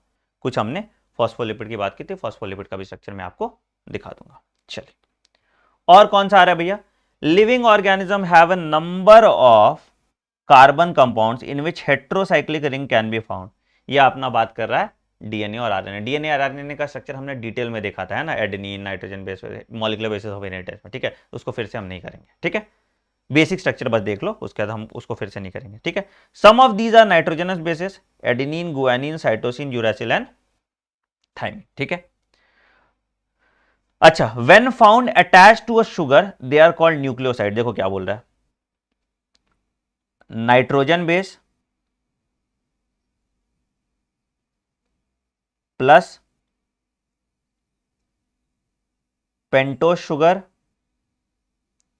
Plus phosphate group. ठीक है, ये तीनों अगर मिला दो, ये तीनों अगर मिला दो तो ये हो रहा है न्यूक्लियोटाइड। ये तीनों अगर मिला दो तो ये हो रहा है न्यूक्लियोटाइड। ठीक है। अगर सिर्फ नाइट्रोजन बेस और पेंटोस शुगर को मिलाओगे तो क्या होगा, न्यूक्लियोसाइड, याद रखिएगा, ठीक है। तो न्यूक्लियोसाइड प्लस फॉस्फेट जो है वो न्यूक्लियोटाइड बनाता है, ये याद रखिएगा, ठीक है, याद रखिएगा, ठीक है। इसमें दो तरह का कंपाउंड है, प्यूरिन पिरिमिडिन, अभी हम लोग देख लेंगे, ठीक है, प्यूरिन पिरिमिडिन अभी हम लोग देख लेंगे, ठीक। आइए, और क्या भैया बोल रहा है, if a phosphate group is found esterified to sugar it is called nucleotide, बताए थे, है ना, ईस्टर लिंक होता है, अभी हम बात करेंगे लिंक बॉन्ड कहां कहां किसमें कौन कौन सा बॉन्ड होता है, ठीक है। चलिए, क्या क्या बोल रहा है, और adenosine, guanosine, thymine, uridine and cytidine ये न्यूक्लियोसाइड होते हैं, ठीक है। Adenylic acid, thymidylic acid, guanylic acid, uridylic और सिटिलिक एसिड आर न्यूक्लियोटाइड, ठीक है। डीएनए और आरएनए बनाता है, अभी हम डीएनए और आरएनए के बारे में देख चुके हैं, अभी हम डीएनए और आरएनए के बारे में देख चुके हैं। चलिए, तो आइए देखिए, आइए देखिए क्या क्या स्ट्रक्चर है जो एनसीईआरटी माता दिखा रही है। पहला, ग्लूकोज का स्ट्रक्चर दिखा रहा है। ग्लूकोज को हमने बोला था hydrates of carbon, hydrates of carbon कैसा भैया, इट इज कार्बन, हाइड्रोजन और ऑक्सीजन, और यहां पे हाइड्रोजन इज टू ऑक्सीजन का ratio is equal to 2:1, hydrogen is to oxygen का रेशियो इज इक्वल टू 2:1, ठीक है। राइबोज तुम्हारा पेंटोज शुगर है, राइबोज जो है तुम्हारा ये पेंटोज शुगर है, ये तुम्हारा हेक्सोज है, ठीक है। और ट्रायोज में तुम्हारा ढाप आ जाएगा, ठीक है, ट्रायोज में तुम्हारा ढाप आ जाएगा, DHAP, ठीक है, या PGAL, ये तुम्हारा ट्रायोज में आ जाएगा, ठीक। चलिए, ग्लाइसिन देख लिया था हमने स्ट्रक्चर, एलिनिन देख लिया था हमने स्ट्रक्चर, सेरीन का स्ट्रक्चर हमने देख लिया था, ठीक है। पाल्मिटिक एसिड कितना कार्बन भैया, 14, 15, 16, ठीक है, 14, 15, 16, ठीक। ट्राइग्लिसराइड में हमने देखा 1, 2, 3, ठीक है। ट्राइग्लिसराइड में हमने देखा 1, 2, 3। ग्लिसरॉल भी देख लिया था हमने, ठीक है। अगर फॉस्फेट ग्रुप लगा हुआ है, अगर फॉस्फेट ग्रुप लगा हुआ है तो इट इज अ फॉस्फोलिपिड या लेसिथिन। आपको स्ट्रक्चर बनाने कभी नहीं आएगा, आपको स्ट्रक्चर रिकॉग्नाइज करने आएगा। तो आपको दिमाग नहीं लगाना कि सर मुझे ये स्ट्रक्चर बनाना पड़ेगा, नहीं, ठीक है, मुझे ये स्ट्रक्चर बनाना होगा, नहीं, ठीक है। कोलेस्ट्रॉल तुम्हारा जो है it is the most decorated organic molecule, layer by layer by layer by layer आपका बनता है कोलेस्ट्रॉल, ठीक है, स्टेरॉल का ही पार्ट है। चल, it is the most decorated organic molecule, ठीक है। हाँ, चल, बढ़िया बढ़िया बढ़िया, ठीक है। नाइट्रोजन बेस में हमने देखा एडेनिन, एडेनिन में देखो डिफरेंस, एडेनिन और क्या चीज में डिफरेंस, क्या क्या कैसे कैसे होता है, ठीक है। तुम्हारा अगर यहां पे ऊपर में NH2 ग्रुप लगा हुआ है, ठीक है, तो तुम्हारा एडेनिन है, एडेनिन का ही स्ट्रक्चर आएगा, गुआनिन का नहीं आएगा, ठीक है। एडिनोसिन में क्या लगा, एडिनोसिन में क्या लगा, pentose sugar plus nitrogen base, ठीक है। और एडिनाइलिक एसिड में क्या लगा, pentose sugar plus nitrogen base plus phosphate group, ठीक है। फॉस्फेट ग्रुप जो जुड़ा हुआ है इसको हम कहते हैं फॉस्फोएस्टर बॉन्ड, फॉस्फोएस्टर बॉन्ड, ठीक है। ये जो जुड़ा हुआ है एडेनिन जो जुड़ा हुआ है, ये जुड़ा हुआ है ग्लाइकोसिडिक बॉन्ड से,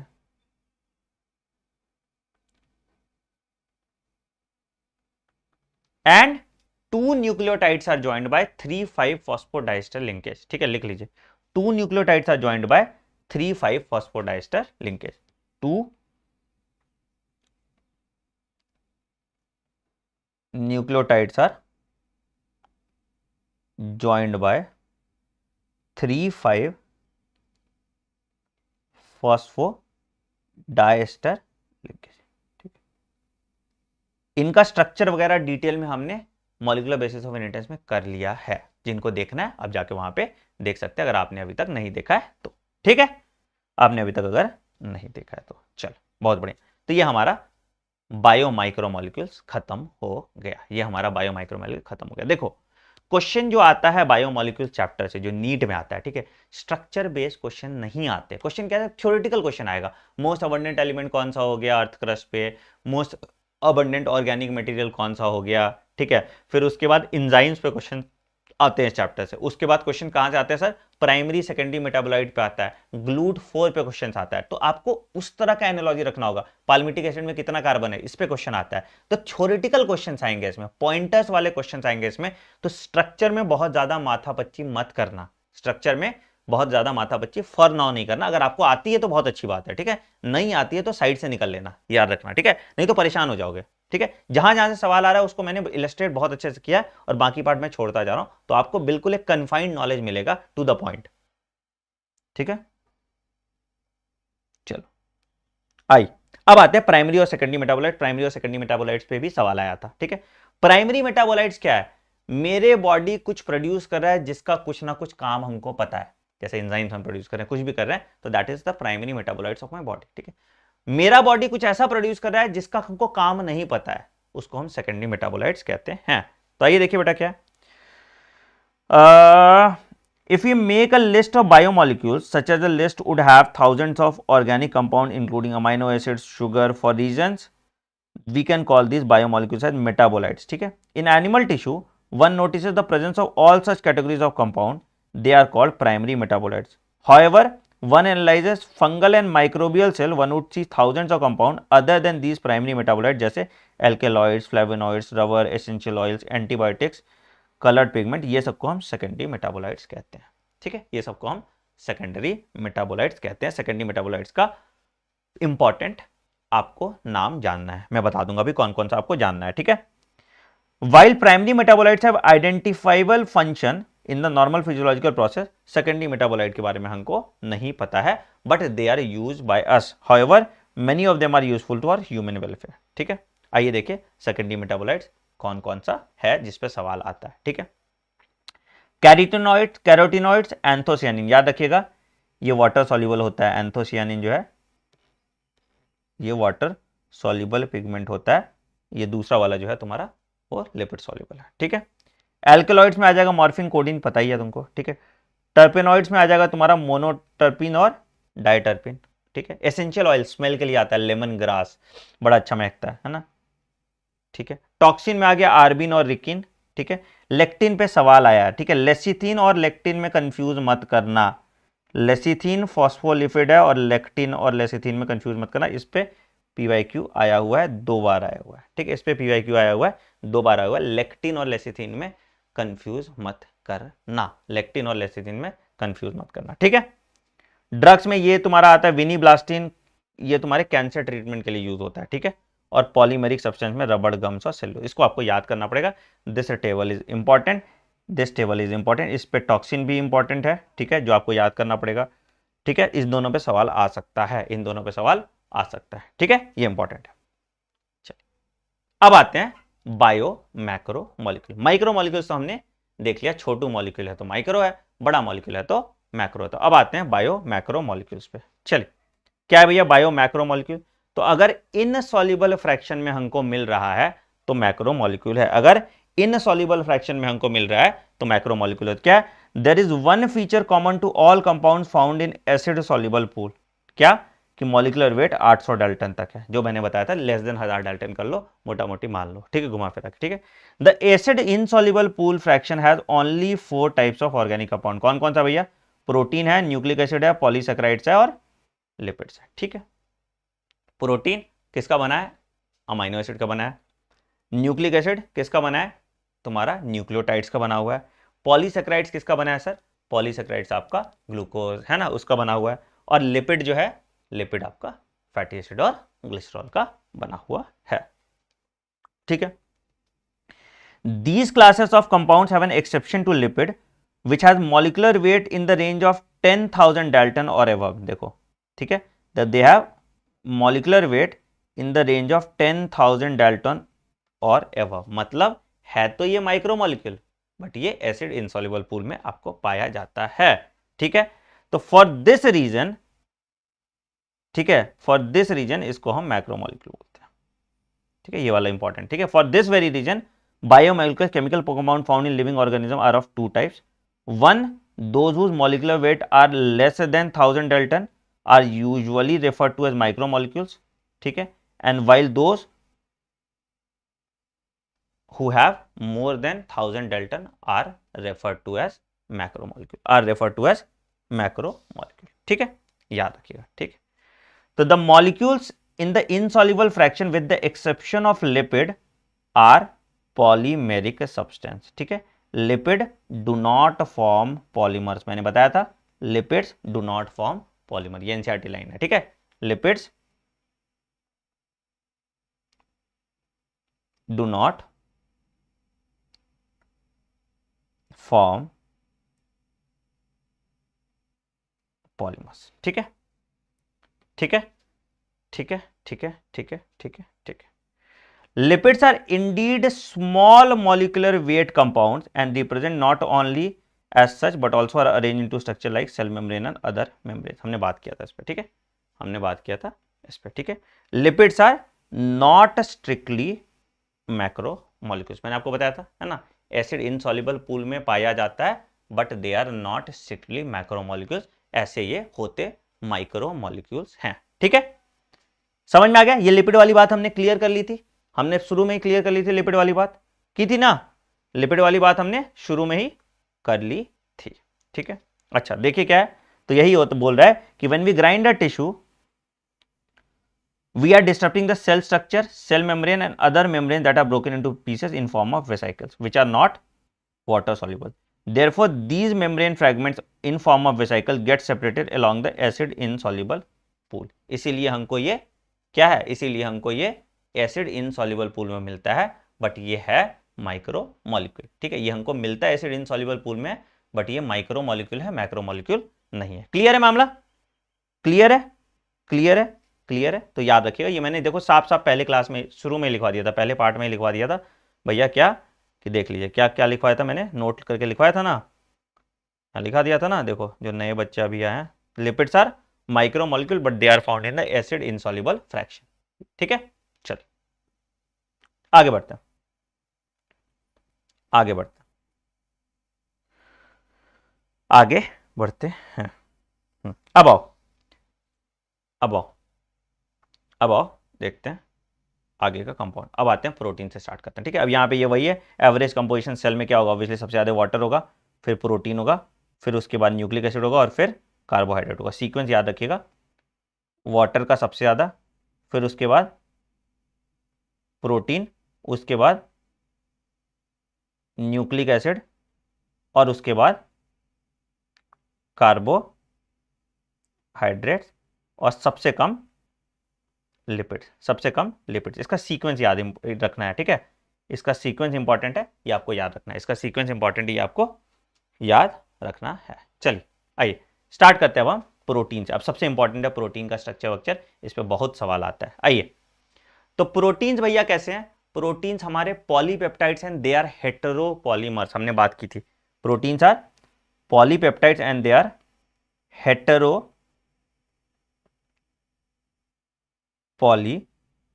हेटेरोपॉलीमर्स मतलब different kind of amino acids के बने हैं. ठीक है, they are made up of different kind of amino acid. आपसे पूछेगा कौन कौन सा होमोपॉलीमर है, कौन कौन सा हेटेरोपॉलीमर है. ठीक है, they are made up of different kinds of amino acid. They are made of different kind of amino acid. ठीक है, each protein is a polymer of amino acid made up of 20 types of amino acid. क्या है भैया, alanine, cysteine, proline, tryptophan, lysine etcetera etcetera दे दिया. ठीक है, a protein is a heteropolymer, बात हुआ था हमारा. ठीक है, होमोपॉलीमर मतलब सेम सब यूनिट का बना होगा, अगर अलग अलग का बना है तो हेटेरोपॉलीमर. हमने बात किया था, हमने बात किया था. ठीक है, अच्छा एसेंशियल अमाइनो एसिड बात किया हमने, नॉन एसेंशियल अमाइनो एसिड बात कर लिया हमने. ठीक है, protein carries out function of the living body. ठीक है, some transport nutrient across the membrane, इसको ग्लूट4 कहते हैं. सम फाइट्स इन्फेक्शन, इसको एंटीबॉडीज कहते हैं. सम आर हॉर्मोन्स, इंसुलिन हो गया. सम आर एंजाइम्स, पेप्सिन हो गया. ठीक है, तो इस पे दो सवाल जो आपका आता है generally. Collagen is the most abundant protein in the animal and rubisco is the most abundant protein in the biosphere. Very very important, very very important. हर एक दो साल में इस पे सवाल आता है. Most abundant animal protein collagen, most abundant protein in the biosphere या most abundant plant protein is rubisco. Rubisco क्या करता था?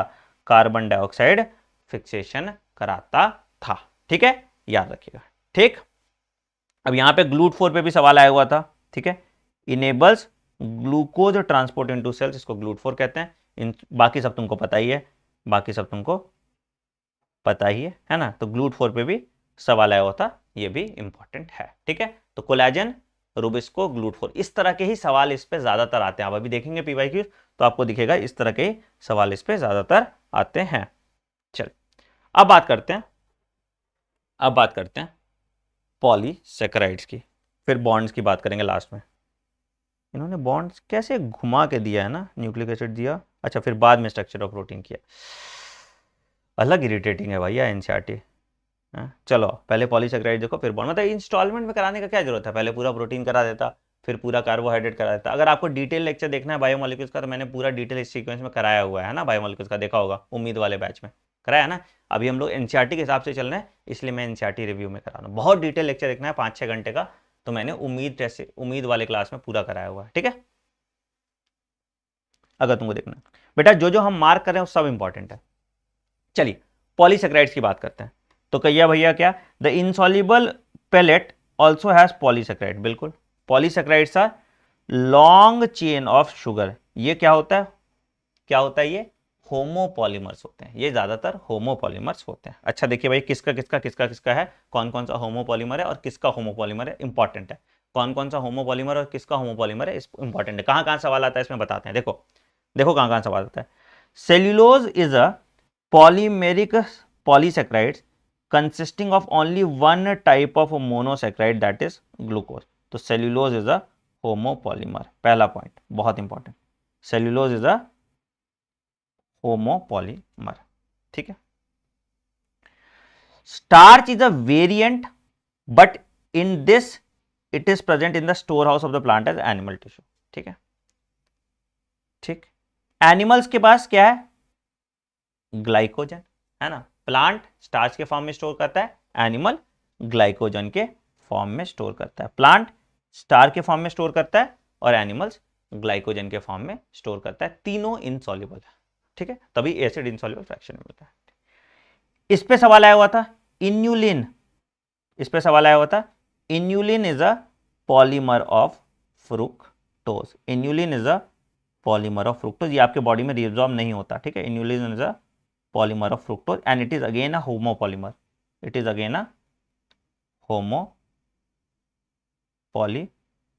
इस पे भी सवाल आया हुआ था। Inulin is a polymer of fructose and again it is a homopolymer. ठीक है, चलिए अब देखो अगर बात करें तो इन अ पॉलीसेकेराइड, जैसे ग्लाइकोजन की बात करेंगे, राइट एंड जो होता है वो रिड्यूसिंग एंड है और लेफ्ट हैंड जो होता है वो नॉन रिड्यूसिंग। तो आर से राइट याद रखो, ठीक है, आर से रिड्यूसिंग याद रखो।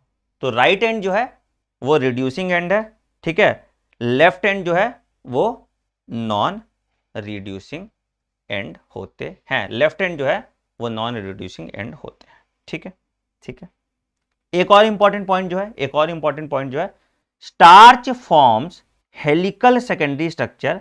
तो स्टार्च कैन होल्ड आयोडीन, इसलिए आयोडीन के प्रेजेंस में ब्लू ब्लैक कलर होता है। Due to the helical structure of starch can hold iodine और cellulose cannot hold iodine। cellulose do not contain complex helix, इसलिए they cannot hold iodine। इसलिए cellulose will not give blue black color in presence of starch but starch in presence of iodine। ठीक है, लिख लो, starch gives blue color in presence of iodine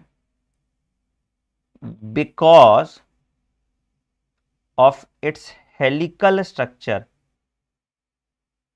ठीक है, which can store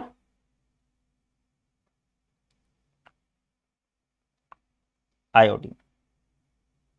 ठीक है, but cellulose iodine नहीं रख पाता, इस पे भी सवाल आया हुआ है। ठीक है, बट सेल्यूलोज आयोडीन नहीं रख पाता, इस पे भी सवाल आया हुआ है। ठीक है, चलिए आगे बढ़िए। आगे बढ़िए, हम लोग पतली गली से साइड से निकलेंगे। तो यही दिखा रहा है, यही स्ट्रक्चर दिखा रहा है तुम्हारा इसका, ठीक है। तो जो जो राइट है वो रिड्यूसिंग है, जो लेफ्ट है वो नॉन रिड्यूसिंग है। तुमको बस अपना राइट लेफ्ट देख लो, ठीक है। तो हमेशा याद रखिएगा, जो राइट है वो रिड्यूसिंग है, जो लेफ्ट है वो नॉन रिड्यूसिंग है। ये याद रखना, बस तुम्हारा जिंदगी सफल हो जाएगा। ये याद रखना, जो तुम्हारा जिंदगी सफल हो जाएगा, है ना। चलिए, हाँ, चलिए और देखिए और क्या क्या है भैया, और एक एक चीज बात करें, एक और चीज और। Plant cell wall has made up of cellulose, बिल्कुल हमको पता ही है, ठीक है, ठीक है, ठीक है, ठीक है। They are the building blocks of amino acid, ठीक है, मॉडिफाइड शुगर। तो क्या होता है भैया, एन एसिटाइल ग्लूकोजा अमाइन का होता है, ठीक है। एक्सोस्केलेटन ऑफ आर्थ्रोपोड, इसको काइटिन कहते हैं, ठीक है।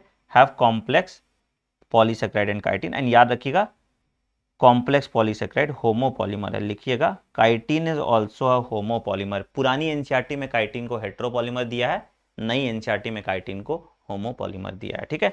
तो यहां पे एक लिख लीजिए, chitin is a homopolymer according to new NCERT, ठीक है।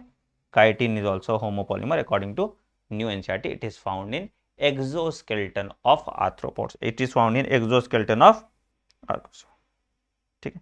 बेटा राइट किस, राइट एंड कौन सा होगा, राइट साइड का जो एंड है तुम्हारा राइट एंड है, लेफ्ट साइड का जो एंड है तुम्हारा लेफ्ट हैंड है। तो right and he reducing sugar होता है, ठीक है, और लेफ्ट हैंड वाला नॉन रिड्यूसिंग होता है। ज्यादा दिमाग मत लगाओ, सुखी रहोगे। चलिए आइए, अब आते हैं न्यूक्लिक एसिड की बात करते हैं। न्यूक्लिक एसिड में बॉन्ड हमने बता ही दिया ऑलमोस्ट सारा, फटाफट देख लेते हैं क्या क्या। तो न्यूक्लिक एसिड की बात करें तो दे आर पॉलीन्यूक्लियोटाइड्स, ठीक है। Together with polysaccharides and polypeptide these comprise the true macromolecular fraction, बिल्कुल। A nucleotide has 3 chemically distinct component, क्या, एक हेट्रोसाइक्लिक कंपाउंड पेंटोज शुगर हो गया, मोनोसेक्राइड पेंटोज शुगर हो गया, ठीक है, सॉरी मोनोसेक्राइड पेंटोज शुगर हो गया, हेट्रोसाइक्लिक कंपाउंड नाइट्रोजन बेस हो गया, एंड फॉस्फेट ग्रुप, ठीक है। Heterocyclic compound nitrogen base, monosaccharide pentose sugar और एक फॉस्फेट ग्रुप, ठीक है। किससे किससे क्या क्या जुड़ा है देखो भैया।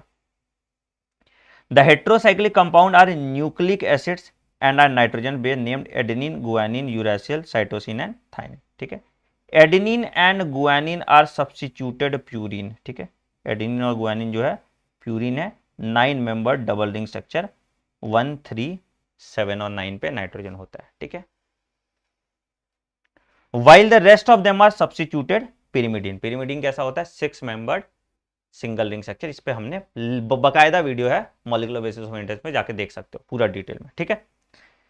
The sugar found in the polynucleotide is either ribose sugar, ribose sugar हो गया तुम्हारा पेंटोज, और डीऑक्सीराइबोज हो गया। देखो राइबोज शुगर कैसा हो गया, ये भी किया है हमने सारा, ये भी सारा हमने किया है। राइबोज शुगर कैसा हो गया भैया, तो ये ऐसा HOH HOH, ठीक है, ये मेरा राइबोज शुगर हो जाएगा। और अगर यहां से ऑक्सीजन हटा देंगे तो ये मेरा डीऑक्सीराइबोज शुगर हो जाएगा, ठीक है। तो डीएनए में डीऑक्सीराइबोज शुगर होता है और आरएनए में राइबोज शुगर होता है। बॉन्ड हमने बता ही दिया कौन कौन सा बॉन्ड है, नाइट्रोजन बेस के साथ ग्लाइकोसिडिक बॉन्ड, फॉस्फेट के साथ फॉस्फोएस्टर बॉन्ड, और 2 न्यूक्लियोटाइड जुड़ते हैं 3,5 फॉस्फोडाइस्टर लिंकेज, ठीक है। 2 न्यूक्लियोटाइड जुड़ते हैं 3,5 फॉस्फोडाइस्टर न्यूक्लियस। चलिए, अब ये बहुत इंपॉर्टेंट पॉइंट है, स्ट्रक्चर ऑफ प्रोटीन। इसको अब हमको थोड़ा डिटेल में पढ़ना है। अब ये जो स्ट्रक्चर ऑफ प्रोटीन है इसको हमको थोड़ा डिटेल में पढ़ना है। आइए आइए, इसको हमको थोड़ा डिटेल में पढ़ना है, बहुत जरूरी। आइए, स्ट्रक्चर ऑफ प्रोटीन पहले मैं आपको लिखवा देता हूं, फिर हम एनसीईआरटी माता के पढ़ेंगे। जो इंपॉर्टेंट है वो मैं पूरा आपको डिटेल में कराऊंगा, जो इंपॉर्टेंट नहीं है वहां पे हम पतली गली से निकल लेंगे, ठीक है। हम एग्जाम के पॉइंट ऑफ व्यू से पढ़ रहे हैं। आइए, स्ट्रक्चर ऑफ प्रोटीन। आइए, सबसे पहला सबसे पहला आते हैं प्राइमरी कॉन्फ़िगरेशन। सबसे पहला आता है प्राइमरी कॉन्फ़िगरेशन।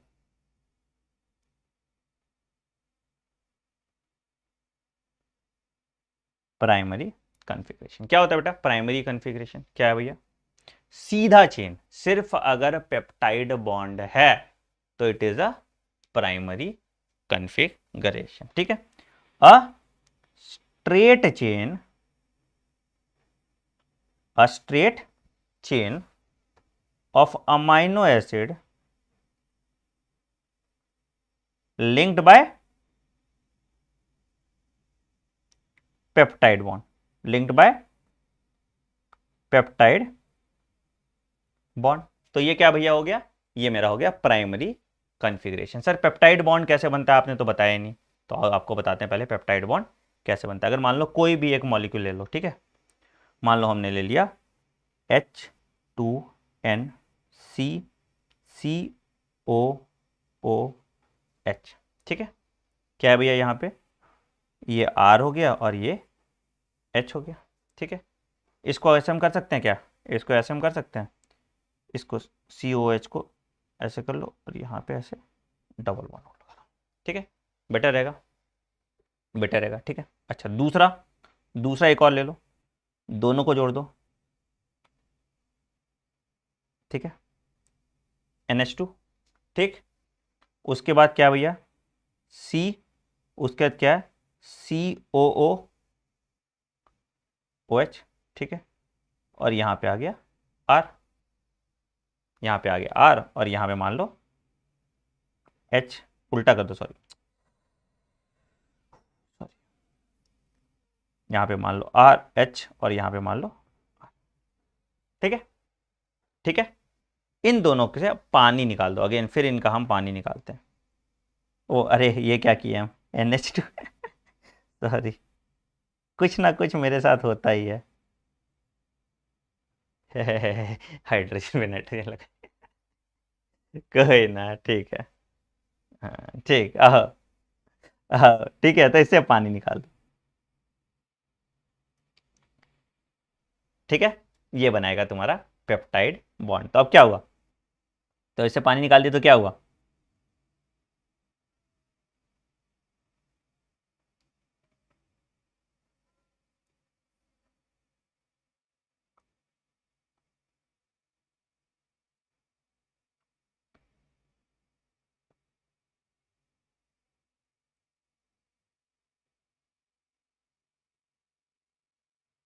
Right, right.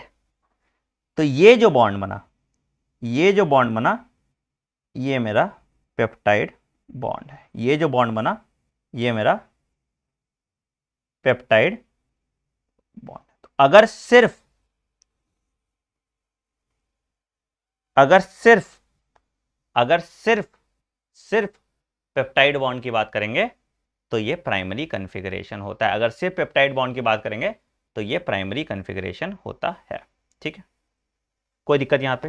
तो ये सबसे ज्यादा अनस्टेबल होगा, सबसे ज्यादा अनस्टेबल आपका प्राइमरी कॉन्फ़िगरेशन वाला ही होगा, सबसे ज्यादा अनस्टेबल वाला जो है आपका वो प्राइमरी कॉन्फ़िगरेशन वाला ही होगा, ठीक है, आइए, क्योंकि ऑब्वियसली एक ही बॉन्ड है। दूसरा आते हैं सेकेंडरी कॉन्फ़िगरेशन, दूसरा आते हैं secondary configuration.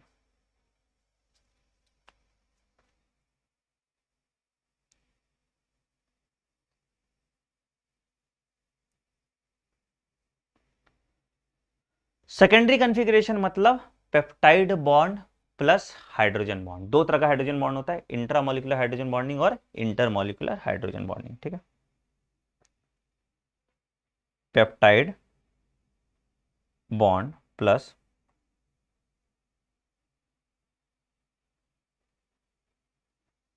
Bond, peptide bond plus hydrogen bond, ठीक है। कैसे भैया, तो दो तरह का हाइड्रोजन बॉन्डिंग होता है, intramolecular hydrogen bonding and intermolecular hydrogen bonding. उसी के बेसिस पे दो तरह का हेलिक्स आपको मिलेगा, पहले को हम बोलते हैं अल्फा हेलिक्स। कैसा होता है भैया, कैसे, राइट हैंडेड, राइट हैंडेड देखते हो ना, स्पाइरली लोकेटेड, स्पाइरल, कैसे होगा, कैसे होगा, राइट हैंडेड स्पाइरल है, तो ये क्या हुआ, ये क्या हुआ, ये अल्फा हेलिक्स है, ये क्या हुआ, ये अल्फा हेलिक्स है, कैसा है, राइट हैंडेड, क्या, राइट हैंडेड स्पाइरली कॉइल। ठीक है, यहां पे क्या है, इंट्रामॉलिक्यूलर हाइड्रोजन बॉन्डिंग होता है। यहां पे इंट्रा मॉलिक्यूलर हाइड्रोजन बॉन्डिंग होता है, यहां पे इंट्रामॉलिक्यूलर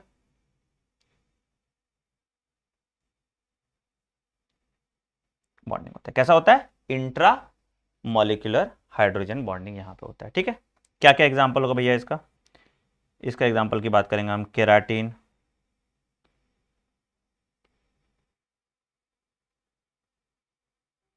मायोसिन, है ना, ये सब इंट्रामॉलिक्यूलर हाइड्रोजन बॉन्डिंग दिखाते हैं। ठीक है, चलिए दूसरी अगर हम बात करें,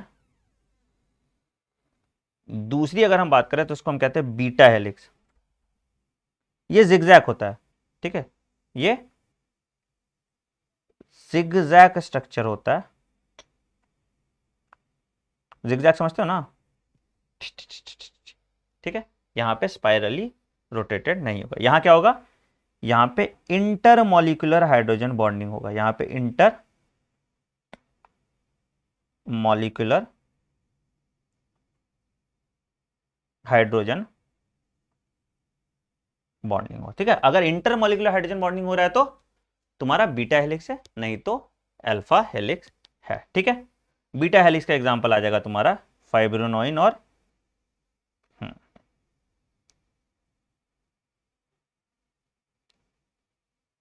फाइबरी सिल्क, है ना, ये तुम्हारा बीटा हेलिक्स का एग्जांपल हो जाएगा। ठीक है, और केराटिन भी आ जाएगा। ठीक है, ये भी बीटा हेलिक्स का एग्जांपल हो जाएगा। तो अगर हाइड्रोजन बॉन्ड और ये दोनों है तो कैसा है भैया तुम्हारा सेकेंडरी कॉन्फ़िगरेशन, कैसे है, alpha helix, right handed spirally rotated, और अगर इंट्रामॉलिक्यूलर हाइड्रोजन बॉन्डिंग हो रहा है तो अल्फा हेलिक्स, अगर इंटरमॉलिक्यूलर हाइड्रोजन बॉन्डिंग हो रहा है तो बीटा हेलिक्स। ठीक है, चलिए तीसरा आते हैं टर्शरी। बेटा बीटा प्लेटेड वही हो गया ना, अरे यार जिगजैग है तभी तो बीटा प्लेटेड शीट है ना, ऐसे ऐसे प्लेट के फॉर्म में बना और एक प्लेट एक दूसरे से ऐसे लगाए जेड के फॉर्म में, तो तभी तो जिगजैग है ना। चलिए तीसरा आते हैं टर्शरी स्ट्रक्चर। अभी हम एनसीईआरटी पढ़ेंगे, अभी टेंशन मत लो ना, अभी हम एनसीईआरटी अभी पढ़ेंगे। ठीक है, ये तो बस मैं अभी आपको लिखवा देता हूँ पूरा इंपॉर्टेंट चीज, फिर आगे बात करेंगे। ठीक है, टर्शरी स्ट्रक्चर बेटा, मेजॉरिटी जो इंजाइम है आपके सारे टर्शरी प्रोटीन होते हैं। ठीक है, तो it gives a globular appearance, इस पे बहुत काम आएगा, ग्लोब्यूलर अपीयरेंस देता है ये tertiary structure, it gives a globular appearance. क्या क्या बॉन्ड होता है इसमें, इसमें होगा पेप्टाइड बॉन्ड, इसमें होगा हाइड्रोजन बॉन्ड, और इसमें होगा die sulphide bond.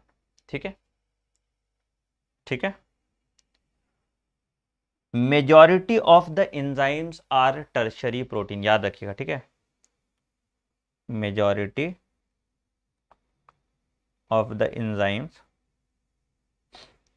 Are tertiary protein. ठीक है, ये तुम्हारा आ जाएगा टर्शरी स्ट्रक्चर। ठीक है, लास्ट होता है तुम्हारा क्वाटरनरी स्ट्रक्चर, लास्ट होता है क्वाटरनरी स्ट्रक्चर। तो यहां क्या हुआ, दो पेप्टाइड, दो पॉलीपेप्टाइड अगर जुट रहा है तो क्वाटरनरी स्ट्रक्चर हो जाएगा। ठीक है, तो मतलब क्या हुआ, two or more polypeptide chains of tertiary protein, of tertiary protein structure, ठीक है, आर ज्वाइंड बाय क्वाटरनरी। ठीक है, are joined in quaternary structure. ठीक है, जैसे क्या है, इंसुलिन इसका एग्जांपल होता है। इंसुलिन में क्या होता है, ए और बी पॉलीपेप्टाइड है। ठीक है, हीमोग्लोबिन हो गया अल्फा और बीटा ग्लोबिन चेन का, है ना। तो एग्जांपल इसका क्या क्या हो जाएगा, एग्जांपल हो जाएगा इसका इंसुलिन, है ना, हीमोग्लोबिन। ठीक है, तो ये आपका क्वाटरनरी स्ट्रक्चर होता है। याद रखिएगा, quaternary structure is the most stable structure and primary structure is the least stable structure. ठीक है, quaternary structure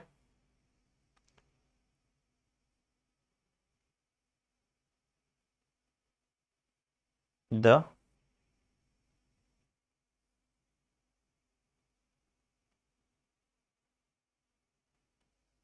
most stable structure. ठीक है, मोस्ट स्टेबल स्ट्रक्चर याद रहेगा।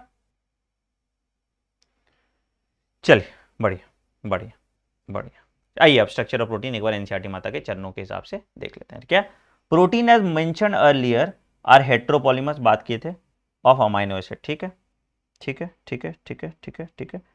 तो physicist conjure a 3 dimensional view of the molecular structure and biology describe the protein structure at 4 levels. ठीक, the sequence of amino acid, the positional information of the protein which is the first amino acid. ठीक है, उसके बाद दूसरा, second, फिर ऐसे ऐसे। ठीक है, तो अगर सिर्फ अमाइनो एसिड है और पेप्टाइड बॉन्ड बना रहा है तो it is primary structure, it is primary structure. अगर सिर्फ अमाइनो एसिड का पेप्टाइड बॉन्ड बन रहा है तो इट इज प्राइमरी स्ट्रक्चर। ठीक है, अच्छा, एक important point, a protein is imagine by line if the left end is represented by the first amino acid and the right end is represented by the last amino acid. बहुत important point है, last amino acid. The first amino acid is also called as N terminal, लिखिए, the first amino acid is also called as N terminal और last amino acid को हम C terminal कहते हैं। क्यों भैया, NH2 लगाया तो पहले N लगाया तो पहला वाला N और COH लास्ट में लगाया तो लास्ट वाला C। तो पहला अमाइनो एसिड को हम N टर्मिनल कहते हैं, दूसरे अमाइनो एसिड को हम C टर्मिनल कहते हैं। तो last amino acid is called C terminal, last amino acid is called C terminal amino acid. ठीक है ठीक है ठीक है ठीक है। A protein thread does not exist throughout as the extended rigid rod, obviously. Helix के फॉर्म में भी आ जाता है। हेलिक्स के फॉर्म में कैसा भैया, हेलिक्स के फॉर्म में जैसे तुम देखोगे कहां, in proteins only right handed helices are observed. बात किया था हमने, राइट हैंडेड अगर स्पाइरल है तो क्या है, अल्फा हेलिक्स, और जिगजैग है तो बीटा हेलिक्स। ठीक है, other region of proteins are folded into in forms of what we called the secondary structure. ठीक है, in addition the long protein chain is also folded up into a hollow woolen ball that gives tertiary structure। तो अगर globular structure है तो tertiary है, अगर simple है, linear है तो प्राइमरी है। ठीक है, तो देखो, प्राइमरी, सेकेंडरी और टर्शरी। ठीक है, दोनों को मिला दो तो क्वाटरनरी हो जाएगा, दोनों को मिला दो तो क्वाटरनरी हो जाएगा। ठीक है, तो कंफ्यूज नहीं करना किसी को। पहला जो अमाइनो एसिड है इसको हम एन टर्मिनल कहते हैं, आखिरी वाला जो है इसको हम सी टर्मिनल कहते हैं, आखिरी वाला जो है इसको हम सी टर्मिनल कहते हैं। ठीक है, तो this gives us a 3 dimensional view of the protein. Tertiary structure is absolutely necessary for many biological activities of protein, हमने बात किया था। ठीक है, some proteins have assemblage of more than 1 polypeptide और सब यूनिट्स, तो इसको हम कहते हैं क्वाटरनरी प्रोटीन, इसको हम कहते हैं क्वाटरनरी प्रोटीन्स। ठीक है, तो इनको हम कहते हैं क्वाटरनरी प्रोटीन। ठीक है, एग्जांपल आ गया, हीमोग्लोबिन कंसिस्ट ऑफ 4 सब यूनिट्स। ठीक है, और इंसुलिन में भी ए और बी पॉलीपेप्टाइड होते हैं, है ना, ए और बी पॉलीपेप्टाइड मिलके इंसुलिन आता है। तो देखिए, प्राइमरी स्ट्रक्चर सीधा, सेकेंडरी स्ट्रक्चर ये तुम्हारा क्या है, देखो ये जिगजैग है तो ये बीटा प्लेटेड शीट है। ठीक है, और ये अल्फा हेलिक्स है, राइट हैंडेड रोटेटरी। ये टर्शरी हो गया और ये क्वाटरनरी हो गया, ये टर्शरी हो गया, ये क्वाटरनरी हो गया। ठीक है, ये तुम्हारा स्ट्रक्चरल अगर दिखा रहा है, डायग्रामेटिक अगर रिप्रेजेंटेशन देखोगे तो इस तरह से तुमको कुछ दिखेगा। ठीक है, आइए, नेचर ऑफ बॉन्ड, किसके किसके बीच में क्या क्या बॉन्ड है ये हमने कर ही लिया है, बस एक बार एनसीईआरटी से फटाफट रिवाइज कर लेते हैं। ठीक है, तो in a polypeptide protein amino acid is linked by peptide bond, किया था हमने, बिल्कुल। ठीक है, which is form between the carboxylic group and one amino acid amide group, ठीक है। इससे पानी निकलता है, इसको हम डिहाइड्रेशन कहते हैं, ये भी हमने कर लिया था। पॉलीसेक्राइड में ग्लाइकोसिडिक बॉन्ड होता है, ये भी हमने किया था, इससे ही पानी निकलता है, इसमें भी डिहाइड्रेशन हो गया, ये भी हमने कर लिया था। न्यूक्लिक एसिड में फॉस्फेट 3,5 फॉस्फोडाइस्टर लिंकेज बनाता है, ये भी हमने कर लिया था, ठीक है। The bond between phosphate and hydroxyl group is ester bond, ये भी हमने कर लिया था, ठीक है। और दो आपस में जुड़ा है तो फॉस्फोडाइस्टर बॉन्ड है, ये भी हमने कर लिया था, ठीक है। वाटसन और क्रिक मॉडल हमने देखा है, छोड़ दो, वाटसन और क्रिक मॉडल पे भी हम बात नहीं करेंगे। न्यूक्लिक एसिड एग्जिबिट है wide variety of secondary structure, भैया कैसा है, डीएनए है और आरएनए है, ठीक है। The two strands are anti parallel किया है, ऑपोजिट डायरेक्शन किया है। Backbone is formed by sugar phosphate sugar chain, इस पे सवाल आता है, ठीक है। बैकबोन शुगर फॉस्फेट का बना हुआ रहता है। बैकबोन किसका बना है, शुगर फॉस्फेट, मैंने उसमें ही बताया था तुमको, ठीक है। The nitrogen bases are projected more or less perpendicular to the backbone, ठीक है। तो एडेनिन थाइमिन के साथ डबल हाइड्रोजन बॉन्ड बनाता है, गुआनिन साइटोसिन के साथ ट्रिपल हाइड्रोजन बॉन्ड बनाता है, ठीक है। तो ये आपका दिख रहा है, ये आपका दिख रहा है। तो एडेनिन थाइमिन के साथ डबल हाइड्रोजन बॉन्ड बनाया, गुआनिन साइटोसिन के साथ ट्रिपल हाइड्रोजन बॉन्ड बनाया, और ये पॉलीन्यूक्लियोटाइड क्या कह पॉलीन्यूक्लियोटाइड चेन बना दिया, ठीक है, ठीक है। There are 2 hydrogen bond between adenine thymine and 3 hydrogen bond between guanine and cytosine, सब कर चुके हैं हम लोग, ठीक है। अब यहाँ पे एक पॉइंट था कि 1 full helix would involve 10 step और 10 बेस पेयर, ये भी हमने किया था। 34 आर्मस्ट्रॉन्ग होता है, 3.4 आर्मस्ट्रॉन्ग होता है। बी डीएनए की बात कर रहे हैं या बैलेंस डीएनए की हम बात कर रहे हैं, ठीक है। टर्न जो होता है वो 36 डिग्री होता है, इस पे सवाल आया हुआ था, ये इंपॉर्टेंट है। टर्न जो होता है वो 36 डिग्री पे होता है, इस पे सवाल आया हुआ था, ये इंपॉर्टेंट है। एक बार हम फिर से दिखा देते हैं डीएनए का स्ट्रक्चर बॉन्ड एंगल के साथ, अगर तुम लोग को देखना है तो। क्या है भैया, सीधा सीधी हिसाब किताब है, कुछ नहीं है। ये जो टर्न है ये 36 डिग्री पे है, ठीक है। ये 5 है, ये 3 है, ये 3 है, ये 5 है, ठीक है। अच्छा भैया, और क्या, 1 2 3 4 5 6 7 8 9 10, ठीक है। 20 आर्मस्ट्रॉन्ग, जल्दी फटाफट बता दो जाओ, ठीक है। 34 आर्मस्ट्रॉन्ग और 3.4 आर्मस्ट्रॉन्ग, ठीक है। याद रखिएगा 1 angstrom is equal to 10 to the power -10 metre, और इसको नैनोमीटर में भी कर सकते हो। 1 nanometre is equal to 10 to the power -9 metre. तो ये कितना हो जाएगा, ये 2 नैनोमीटर हो जाएगा, ये 3.4 नैनोमीटर हो जाएगा, और ये 0.34 नैनोमीटर हो जाएगा, ठीक है। नैनोमीटर में भी करोगे तो आ जाएगा आंसर। ये सीक्वेंस आपका देख लीजिएगा, ठीक है। आई डोंट थिंक कि कुछ भी आपका बच गया इस चैप्टर में। एंजाइम्स हम लोग रात में करेंगे, ठीक है। एंजाइम्स बचा हुआ है, एंजाइम्स हम लोग टुनाइट सेम जो हम लोग किए थे ना 10:30 PM, क्योंकि बहुत ज़्यादा बड़ा क्लास हो जाता है। 10:30 PM एंजाइम्स आपको पूरे मेहनत, शिद्दत और ईमानदारी के साथ करना है। एंजाइम पे बहुत इंपॉर्टेंट सवाल आता है, तो जितना टाइम हमको इसको पढ़ाने में लगा उतना ही टाइम हमको एंजाइम में पढ़ाने में लगेगा। तो एंजाइम्स बहुत इंपॉर्टेंट है, ठीक है। इसका PDF आपको टेलीग्राम चैनल में मिल जाएगा, डॉक्टर आनंद मनी, या वेबसाइट पर मिल जाएगा मेरी www.anandmani.com, ठीक है, anandmani.com।